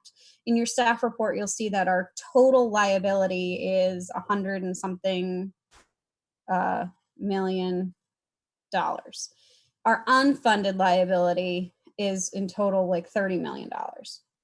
So the amortization schedule, CalPERS in 2016 reduced what they use as an amortization schedule. Previously, they had said, okay, we'll take your unfunded liability and assume that you're going to pay it off over 30 years. Now they say, we're going to take your unfunded liability and we want you to pay it off over 20 years. So that shot up a lot of the unfunded liability because now you're paying it off in 10 less years.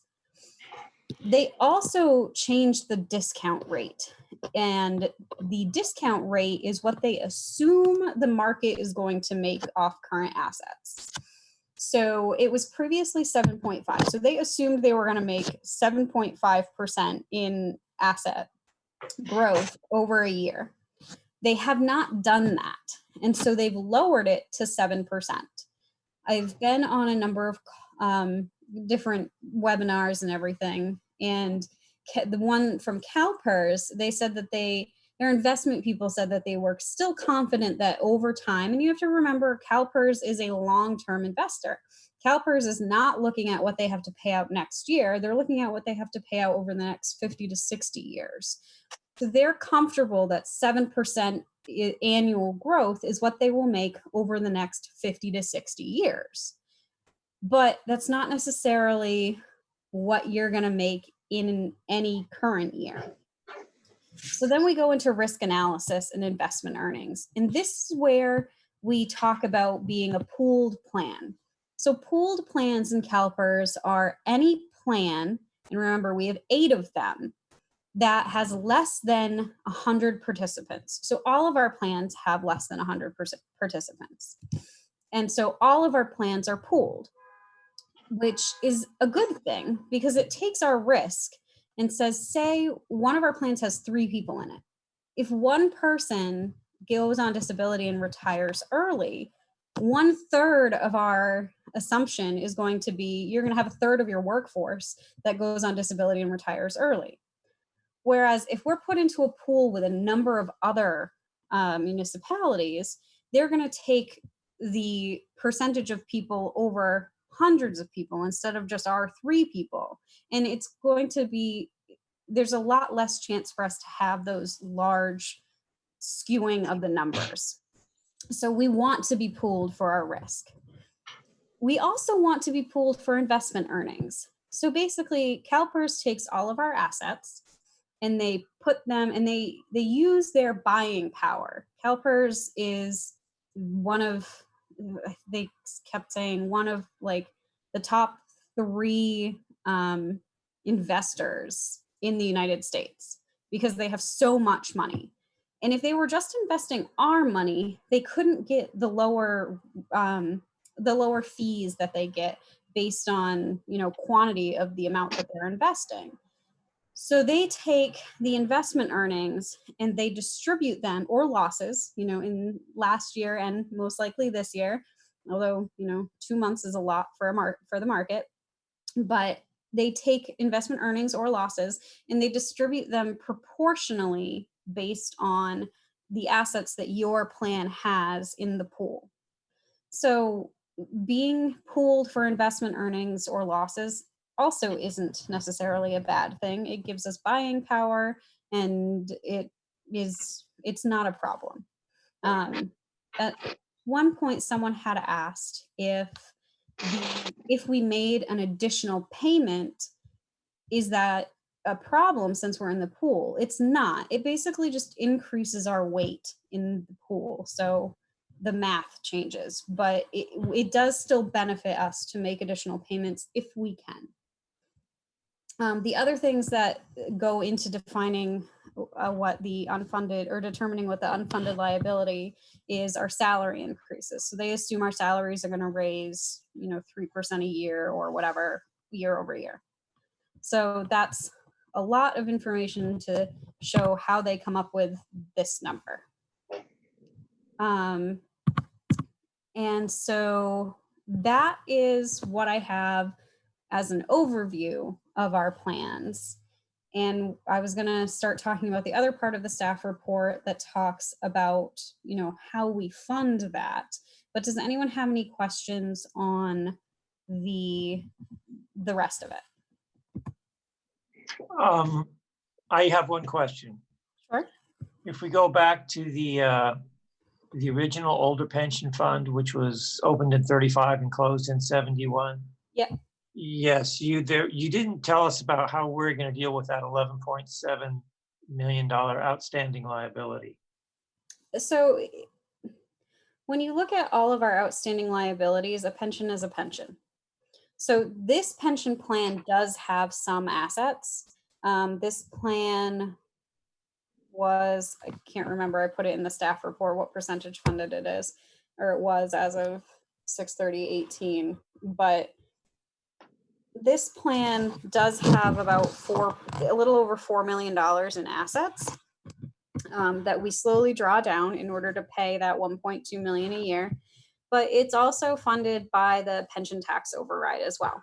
We put a small amount from the pension tax override into this to help sustain this. Once the assets are gone from this plan, it will be a general fund liability. The city is required to pay for these benefits until there are no more members left. So it was closed in, oh, no more members or their spouses, correct? Correct. So 71, 81, 91, 01. It's been 40 years since it closed. Yes, the majority of the participants are in their 80s and 90s. Okay, well, that's a healthy bunch. Okay, so, but in other words, it doesn't sound like you're too worried about this, in other words. I mean, we're going to have to fund it, whether we fund. I don't differentiate between the pensions when I think about how we're going to fund them. Mm-hmm. So the amount that we're going to have to fund them is, we're going to be taking $1.25 million a year out of the general fund. Yeah, if all of their assets go away, and we will be funding 1.2 additional payments a year. But, you know, realistically, given the age of these folks, and I'll be there in, 30 years myself, but in the next 10 to 20 years, we'll see a precipitous drop in the amount of draw on the general fund. This I will pension. be shocked if it is still going in 20 years. Okay. So we have bigger fish to fry. Yeah, just going off of that, so are you saying that you don't think that this is with the pension tax override and the assets that this has, you don't think it's self-sustaining to pay out through the passing of all the participants? Well, so the pension tax override funds current safety currently as well. We use it to fund current safety pension obligations, as well as we were using the portion of the pension override tax that was going into the police and fire pension plan to fund the actuarial unfunded liability payment that was determined by the outside actuary in previous years. In previous years, it was $297,000, that unfunded liability payment. This year, because it was an audit finding for a number of years that the city didn't make that unfunded liability payment into the pension fund, we have been making it for the past 3 years. But because we didn't make that, and because the market, and we've been drawing down the investments in this fund, the actuarial unfunded liability payment that they're requesting now is just over 1 million. So we're basically paying for the payout. So there are a number of different funding options for it, whether we continue to draw down investment and then just end up paying 100% of it with the pension tax override. That just it means that we have less money to transfer into the general fund to cover current pension obligations. But on the other hand, we just have to put general fund money into this plan in order to fund the pension plan. So to me, it's 6 1/2 dozen the other, whether we take it out of the general fund now or we wait and slowly start relying on the general fund more and more over time. So you're kind of getting into the funding, which is going to be the next part. So I just want to ask one more question while we're on this slide. The Sure. Outstanding liability, 11.78. This outstanding liability has to be an estimate, right? Because it could be that the people in the plan pass earlier or later, Correct. and so it could be okay. Thank you. Yeah, Let me move on mortality to rate- questions. Mortality rates Go are ahead. one of the things that the actuaries look at when they say, how much liability do you have, is how long do they think that these people are going to live so that we're going to keep paying this out.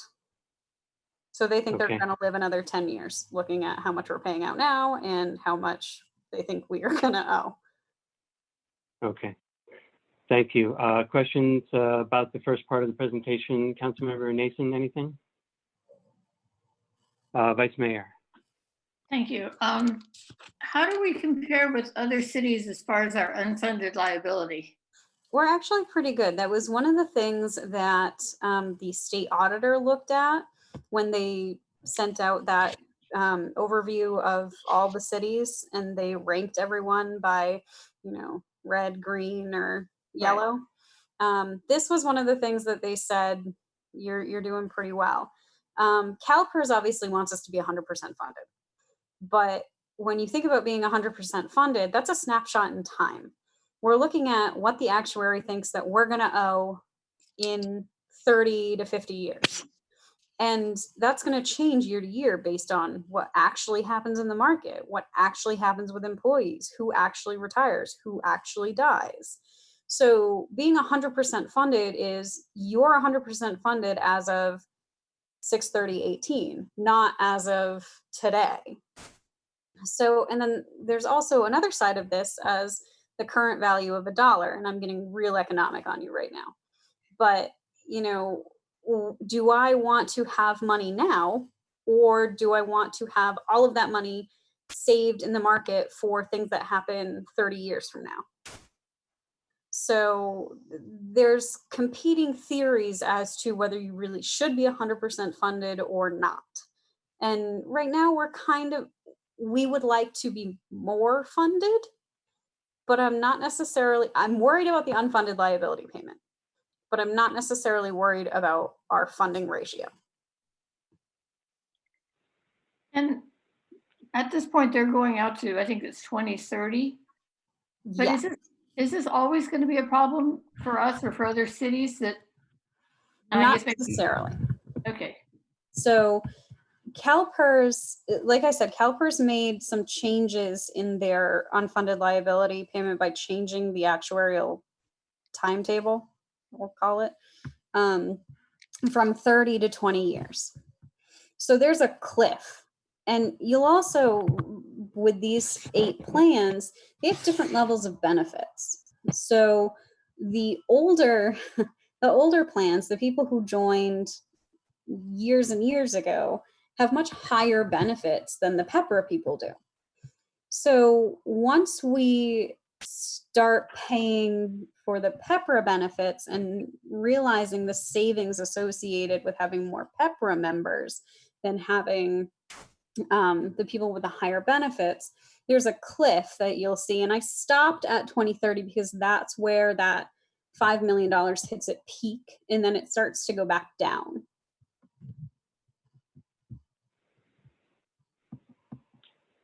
Okay. Vice Mayor looks like she's done with her questions. She's muted. Councilmember Moss, did you have anything? Otherwise, we'll move on. Yeah, no, I don't. Thank you, though, Mr. Mayor. Sure, of course. So let's move on to the next part of your presentation then, Heather, if you would.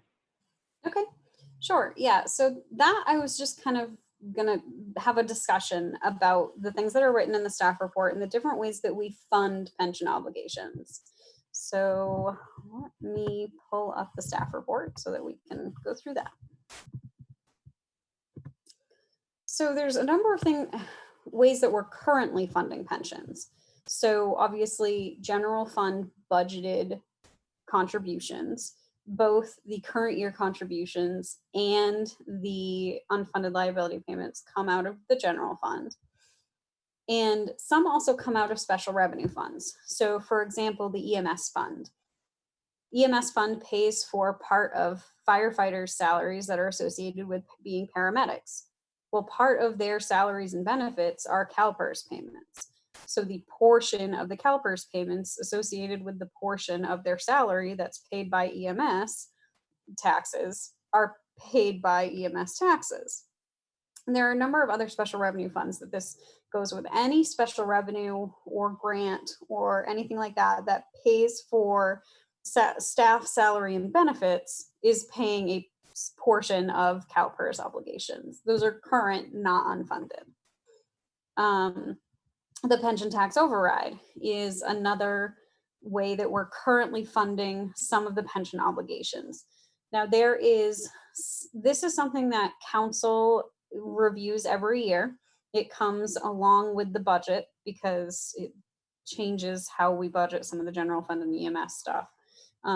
So there's a little bit of wiggle room to raise that tax. We're trying not to raise it, immediately to the max. We're trying to make sure that it's, reasonable.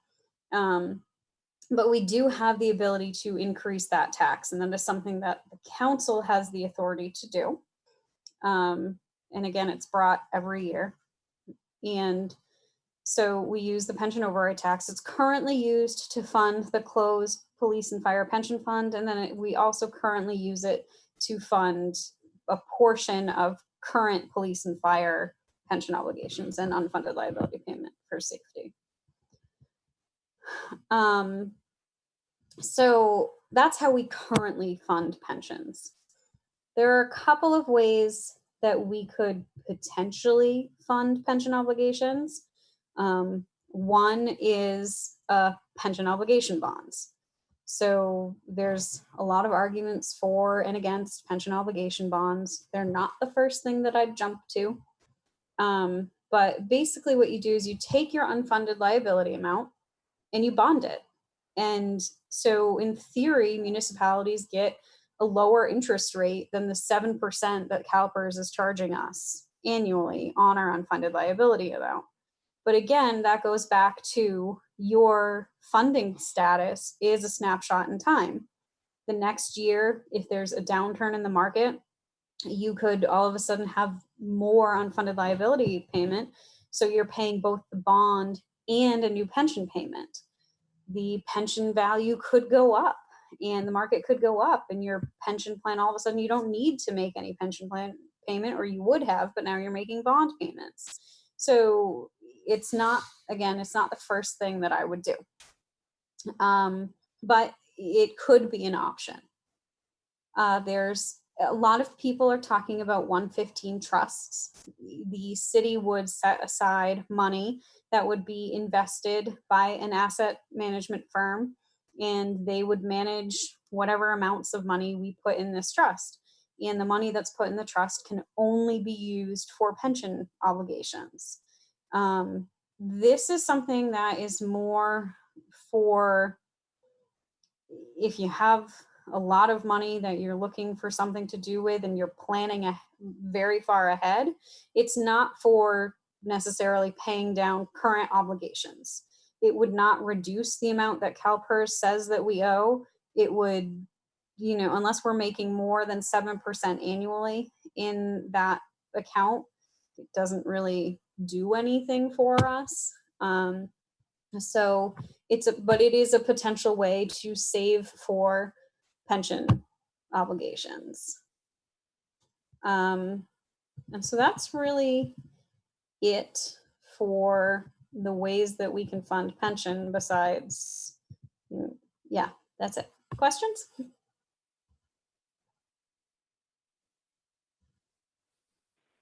Questions from council members? Councilmember Moss. Thank you.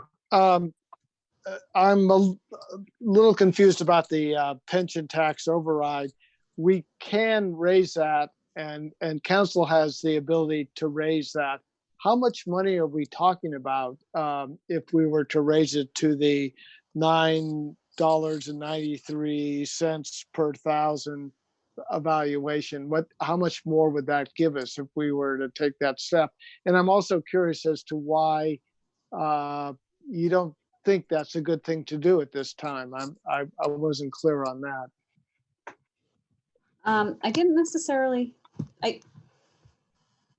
I don't like the idea of all of a sudden raising taxes a huge amount of money. And Nicole and I talked about it, and the goal is to make sure that we're being fiscally responsible while also acknowledging that there are people that this affects. So we could, I don't know the number off the top of my head. I will have to figure that out and get back to you as to what raising that to the max does. But I would, because it's not necessarily something that we needed all of the money immediately.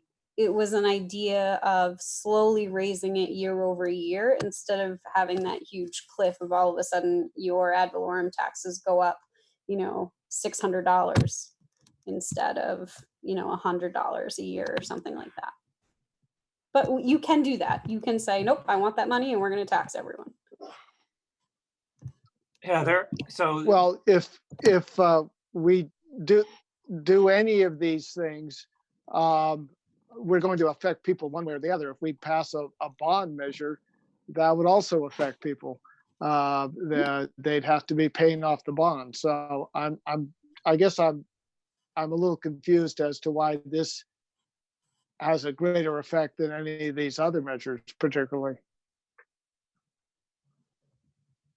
I also don't suggest bonding at this point. Yeah. Can I suggest that it may be a political issue, because we can just go ahead and, well, let me understand if I get the numbers right. So this is per $1,000 of valuation on any property owner in the city, correct? Correct. So when you look at your tax bill and you see on the left-hand side the Albany charge for ad valorem, it's a combination of the pension tax override and the bonds, and that's based on home value, whereas the parcel taxes on the right-hand side are based on square footage or something like that, not home value. So if I'm getting this right, it's currently $8.05 per $1,000 of valuation. So for a $500,000 house, that represents $4,000 on the tax bill. Is that correct? Something like that? I have to do the math. Okay. I think that's right, because a $1 million house would, I think, be $8,000 or $8,050. So then raising that means, significant increase in your tax bill. I think that's the political question, because the voters won't vote on it. Right, exactly. Yeah. And the other So thing, we can raise that, but the voters won't vote on it. Go ahead. This specifically has to be used for pensions. So there's no, when you think about the taxes that you were presented with earlier, those can be used for pensions or they can be used for other things. Pension, you're never going to find a finance director that loves special revenues. We want general fund money, because then you have the ability to decide where it should be spent. What services do you really want to have? Whereas special revenues really lock you into only being able to do certain things. Heather. Okay, who is next with questions? Councilmember Barnes, go ahead, and then Nason.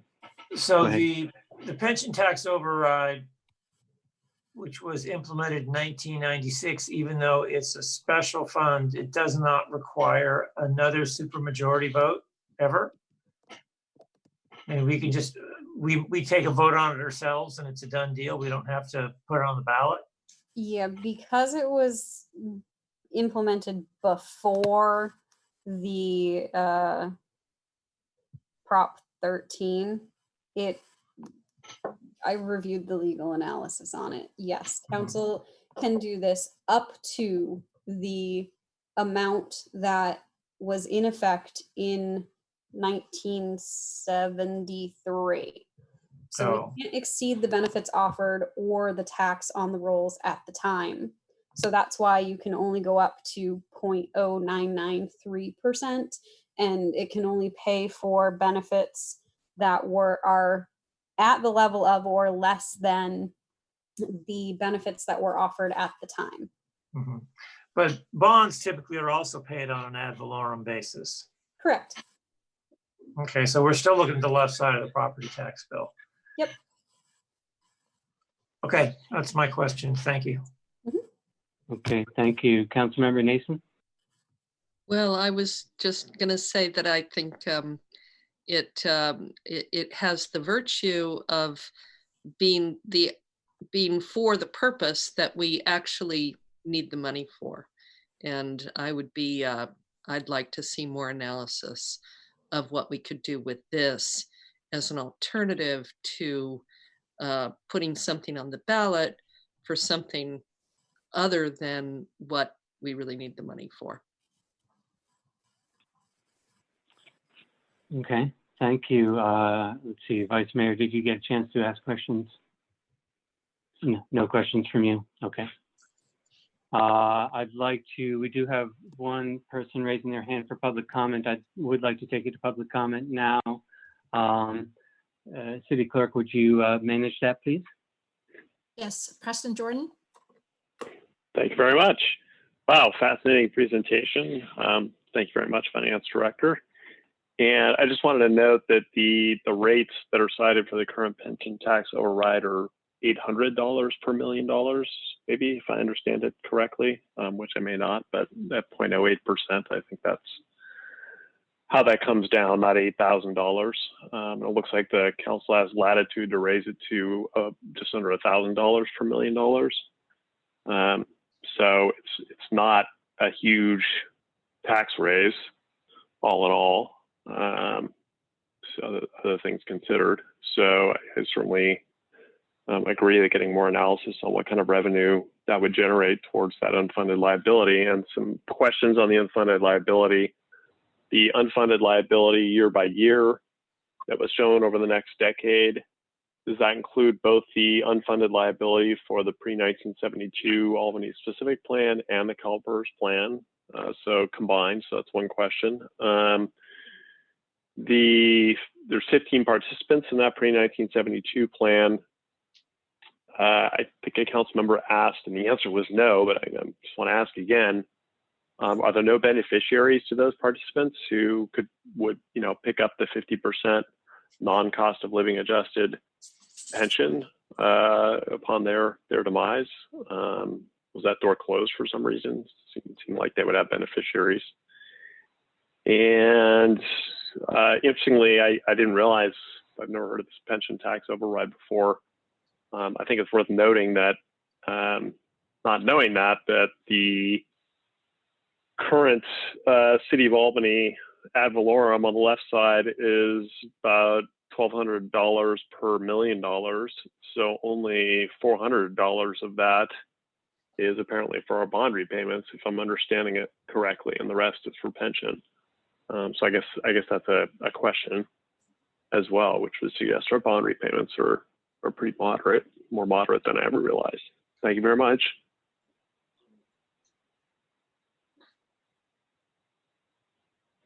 Thank you for your comments. And City Clerk, do we have anyone else, any other comments or comments submitted? No, we don't. Okay, so it looks like that's the end of the people who have raised their hands, so we can bring it back to council. And I wondered if staff could answer the questions raised if you heard them all.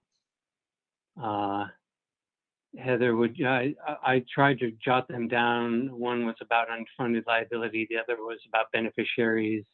The other was about the left side, I think, of the tax bill. So the beneficiaries are restricted per charter to spouses that have been married for more than 5 years at the time of death and something else. So yes, some of those current 15 participants that are retired employees may have beneficiaries, but it would be spouses. It does not include children or anything like that. So it depends on how old the spouse is as to how long they would continue to get it, because the spouse does get it for the rest of their life. The left side of the tax bill, I do have that in, but it's going to take me a minute to find it. And what was the first question again? I'm not sure I caught it correctly. Something about the unfunded liability. Yeah, I can. Hi, this is Preston. I can ask again. Thank you, City Clerk, for unmuting me. The question was, in the out decade of annual unfunded liabilities, the chart that was put up started at a little over 2 million and ended at 5 million per year. Right. Was that the unfunded liability for all the plans or just for the CalPERS? Just for CalPERS. Thank you. All right. Thank you for answering those questions from the public. Other comments or questions from council members? So also I have the answer about the pension versus the bonds on the ad valorem. Okay. 30.01% is bond, whereas 69.98% is pension when you look at the amount on that left-hand side. Okay. Thank you for that. And I think I saw Councilmember Moss raising his hand. Go ahead, please. Thank you. You mentioned that one of the downsides of the pension tax override, that if we were to raise that rate, it can only be used for pensions. And so that money would then have to be dedicated for that. So we can raise the rate, but can we also drop the rate?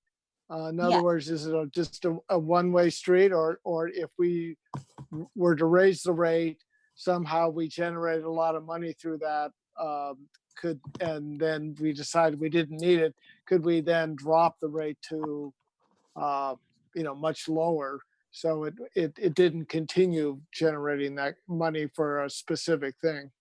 There were a number of years in the 2000s where the rate was 0. Okay.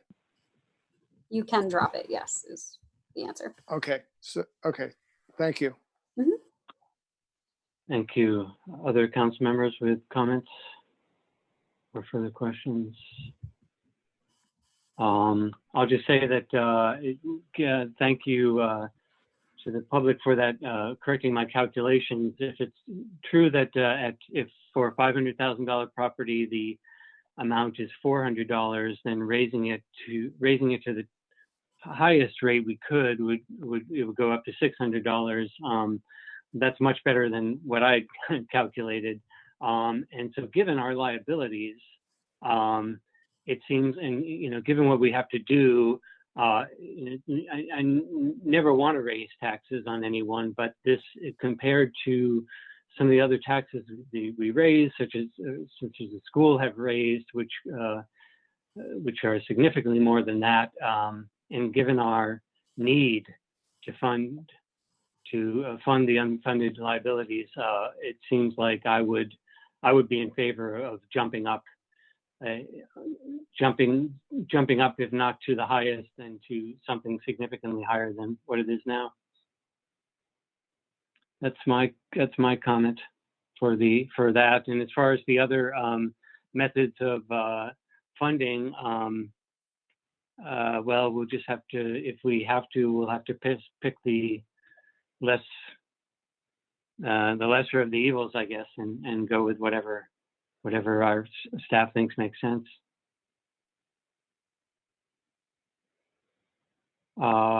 Any other comments, questions? Councilmember Moss. Thank you, Mr. Mayor. I would agree with that. And I guess this is another sort of a clarification question.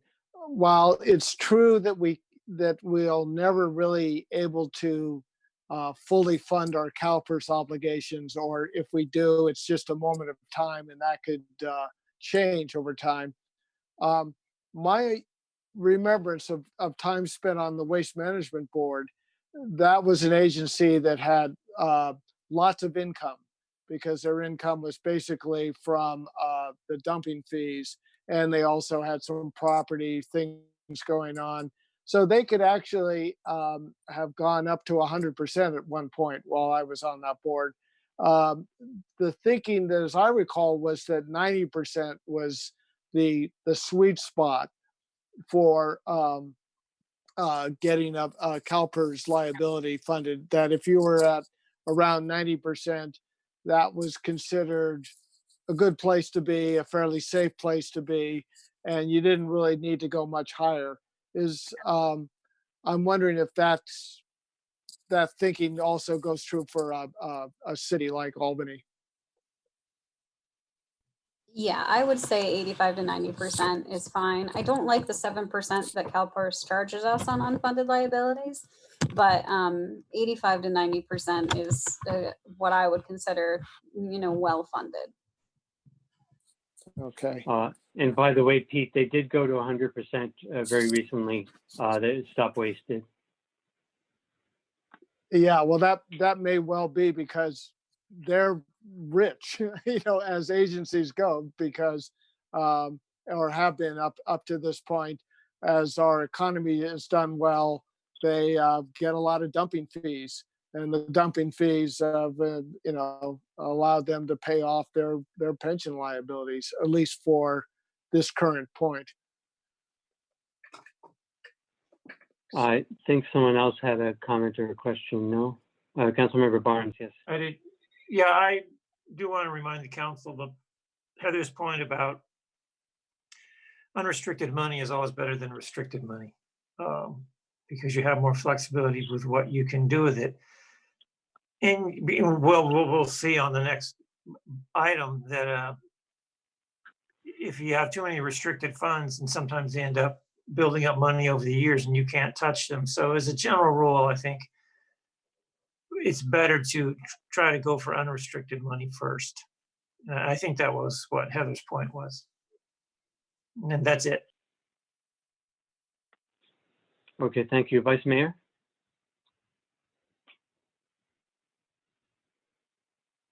You are muted still. I think my head's starting to spin with all these numbers, but what's the timeline on deciding, since we get to raise the tax, it isn't part of the election cycle? Because I think we need to be considering this whole as one piece. What we put on the ballot and what we do here, they're definitely connected. So I'd be kind of curious as to what the timeline is. We generally bring the pension tax rate. Well, we do bring the pension tax rate when we bring the budget, because they're very connected. Depending on what you say the rate should be, will determine how much general fund money I need to use to fund pension obligations. So it does fit in with that cycle then. You need to decide this before you decide the other taxes. Okay. I also have to send the rates to the county by beginning of July, so that they can actually put them on the tax bills. Okay, thank you. Yep. So when you said that we have to decide this before the other taxes, it's because of July. So we could give you, are you looking for direction right now on this? No. Sounds like you are. No? Well, No, the item will come back to the council as a standalone item with the options for increase with the, okay, thank you. with the budget. Okay. Thank you for that. Other questions, comments from council members? Seeing none, it sounded then like there is, other than general direction, looking at my staff report here, There was no other. Oh, okay. The recommendation is we receive the presentation, so no further action is needed from us. So thank you very much, Finance Director, and we'll move on to the next item then.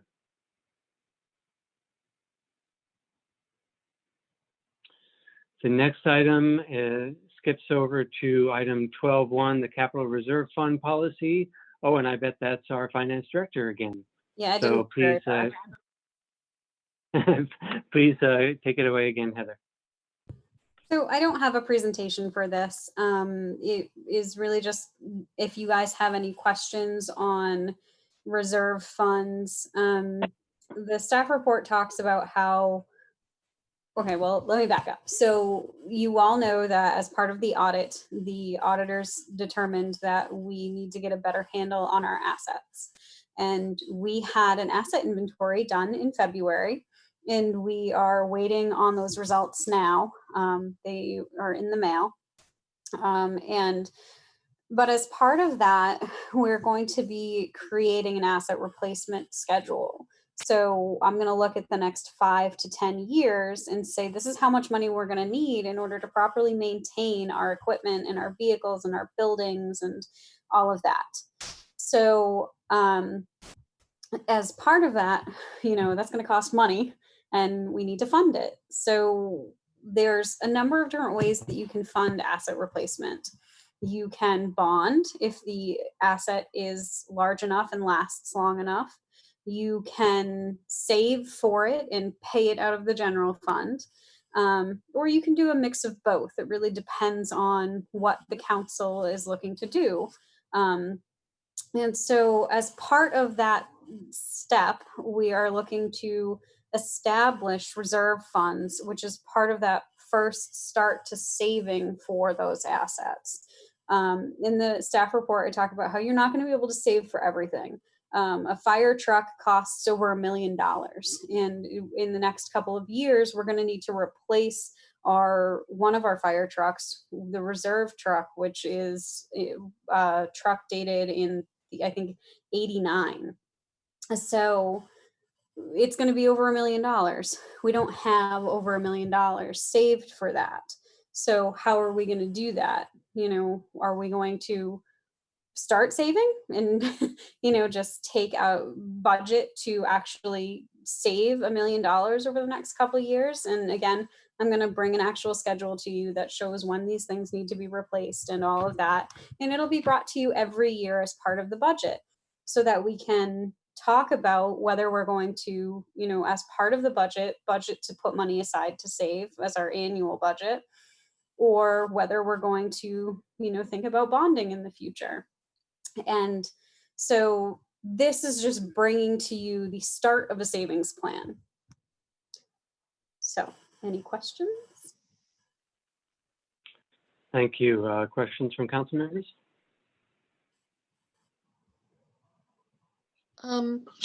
Yeah. Go ahead. What is the advantage of having all these earmarks as opposed to simply having a single reserve fund?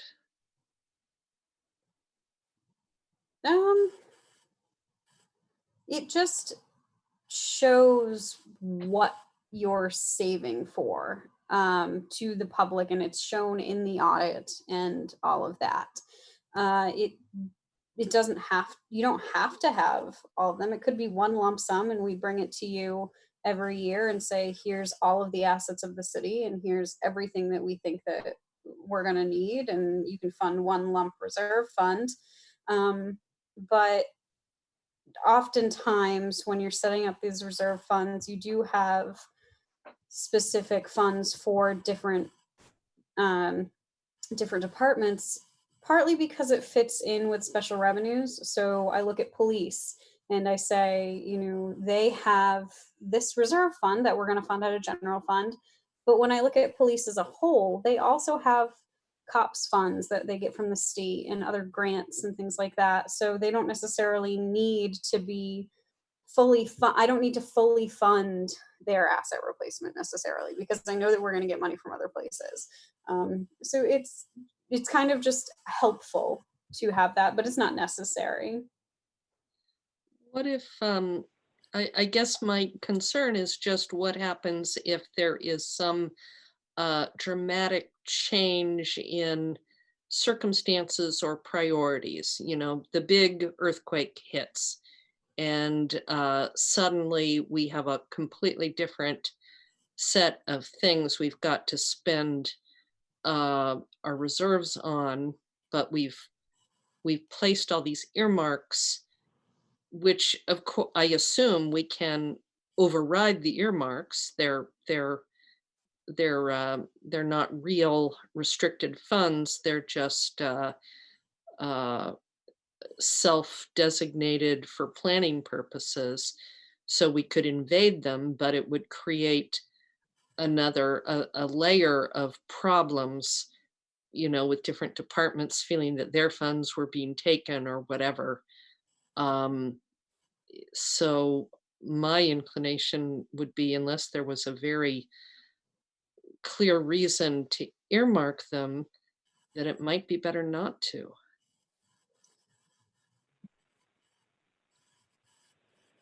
Is Okay. this, yeah. Councilmember Barnes, looks like you had a comment. Right. Well, I'm just looking at the resolution itself, and what we're doing is getting rid of some funds and creating new ones. So this must be not just about the number of funds. It's about, there's some quality of the funds. It's an issue here. The old ones don't have qualities we want, and the new ones do have qualities we want. So what's that about? So there were a number of reserve funds that were created at different times by different finance directors for different reasons. And I'm kind of trying to clean it all up. So I'm, met with all the departments, and I know what they use their reserve funds for. And we talked about what reserve funds really should be used for. And one of the things that I put in my staff report was what the Government Finance Officers Association suggests reserve funds for. And it's really to take out that, one department thinks that they're getting the short end of the stick, because it needs to be a citywide comprehensive plan. It needs to be direction from council, and it needs to be very clear what these can be used for. Yes, council can reallocate these funds at any time. If there's an issue and they take a vote, the money can be moved from one to another. But it's really there were a lot of them. So for example, fire had 3 of them, and we're bringing them down to 2. Recreation had 1 for community center and 1 for senior center, and we're bringing it down to 1. And it's to kind of clean up what it was. It's to define what these funds are used for, and to set up a plan for how they're used in the future. Okay. I'm good. Thank you. Thank you. Any other comments or questions, rather? Yes, Vice Mayor. You are muted. There you go. I have a comment, so I'll wait. Oh, just a comment. Okay, great. We'll save that till after public comment. Any other questions before we go to public comment? Yeah, yes. Go ahead. One more question. How does this relate to the 25% reserve goal? So this is separate from the 25% reserve. So we keep, and do you have that table that we put? Yep. This is reallocating current reserves. It's getting rid of the insurance and compensated absences reserve, and it's taking some of that, it's taking that money and reallocating it to places that that our assets really need. I mean, there's a lot of thought that goes into this. So fire department is generally going to have more money in it because their toys cost more. You know, police department, their toys don't cost as much. It doesn't mean that they're less valuable. It just means that the actual assets have a different value. And when you look at the long-term goals, there's a lot of thought that goes into that. You'll see the building account has more money in it because we know that our buildings need to be taken care of, and we need to make sure that they don't, you know, crumble to the ground. We want to, you know, all of that. So I rambled and I don't remember your question. Well, I was just asking how these, how the different earmarked funds relate to the general fund reserve. So these are above and beyond. And part of it is to show that, you know, the money that, when you look at a financial statement, you'll see an amount that is unreserved, and people will go, well, why are they just holding that there? You know, they have their 25% that they say they need for risk and for all of that. And so why are they just holding all this other money? And this is to put it in funds that say, this is what we need that other money for. It's not that we don't just have tons of cash lying around. That cash has a purpose. Yeah, but where, you know, there were purposes that existed back in 2006. How do we keep this all current? Is this part of the asset planning? We actually have a policy in place that is council approved that we follow. Okay. Sounds good. Okay. Thank you for that. I'm assuming no more questions at this point. Let's see if we have any public comment. I don't see any hands raised. Do we have any comments submitted, City Clerk? No. Okay. I'll give the public a moment to see if anyone's frantically looking for their hand raise button, but I'm not seeing any hands being raised. So I'll go ahead and close public comment and bring it back to council. Any final remarks, comments from the council members?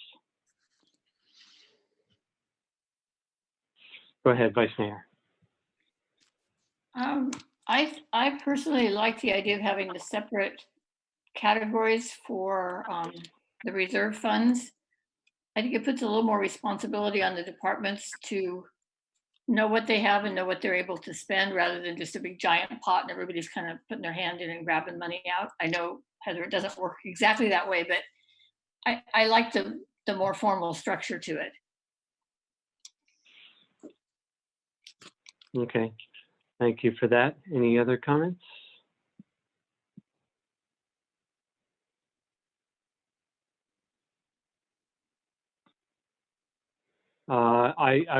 I'll just go ahead and chime in that I agree with the Vice Mayor's remarks.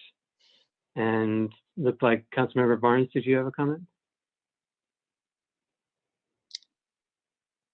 You're muted, Michael. Yeah. Sorry, I said this is a resolution, so I believe we need a motion. That's right. I'll entertain a motion anytime. Well, since I opened my mouth, I move resolution number 2020-38, a resolution of the Albany City Council dissolving current city reserve funds, including the insurance and compensated absences internal services funds, establishing the capital reserve fund policy and allocating funds to the capital reserve funds. Oh, second. All right, we have a motion and a second. Any further discussion? Seeing none, City Clerk, could you do the roll call vote, please? Councilmember Barnes, Yes. Councilmember Moss, Yes. Councilmember Nason, Yes. Vice Mayor McQuaid, Yes. Mayor Pilch. Yes. The motion carries. Thank you very much. Next item on the agenda is item 13, future agenda items. Does anyone want to bring up a future agenda item now at this time? I'll make a note that it is the intention to bring ranked choice at large, that item, that ballot measure to the council at the next meeting. That's still correct, isn't it, City Manager? Yes, that's correct. Any other future agenda items?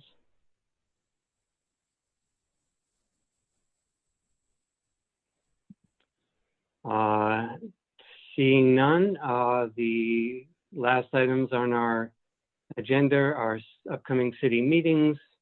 Yes, I don't see an item for the Sustainability Committee or Climate Action. I apologize. So it'd be good to get more information on that, which the city manager said she would. And if there's nothing else, I'll say that I'm going to give Councilmember Moss the award for best lighting, for best facial lighting, and I'll give myself the worst award for lighting. I keep forgetting to light myself properly, and I dragged a lamp over here and only got myself in some weird shadows here. But Oh, I thought you wanted that aura on purpose. Who knew we were all going to become video production, somehow be involved in video production, but there you have it. So stay safe, stay well, and the meeting is adjourned.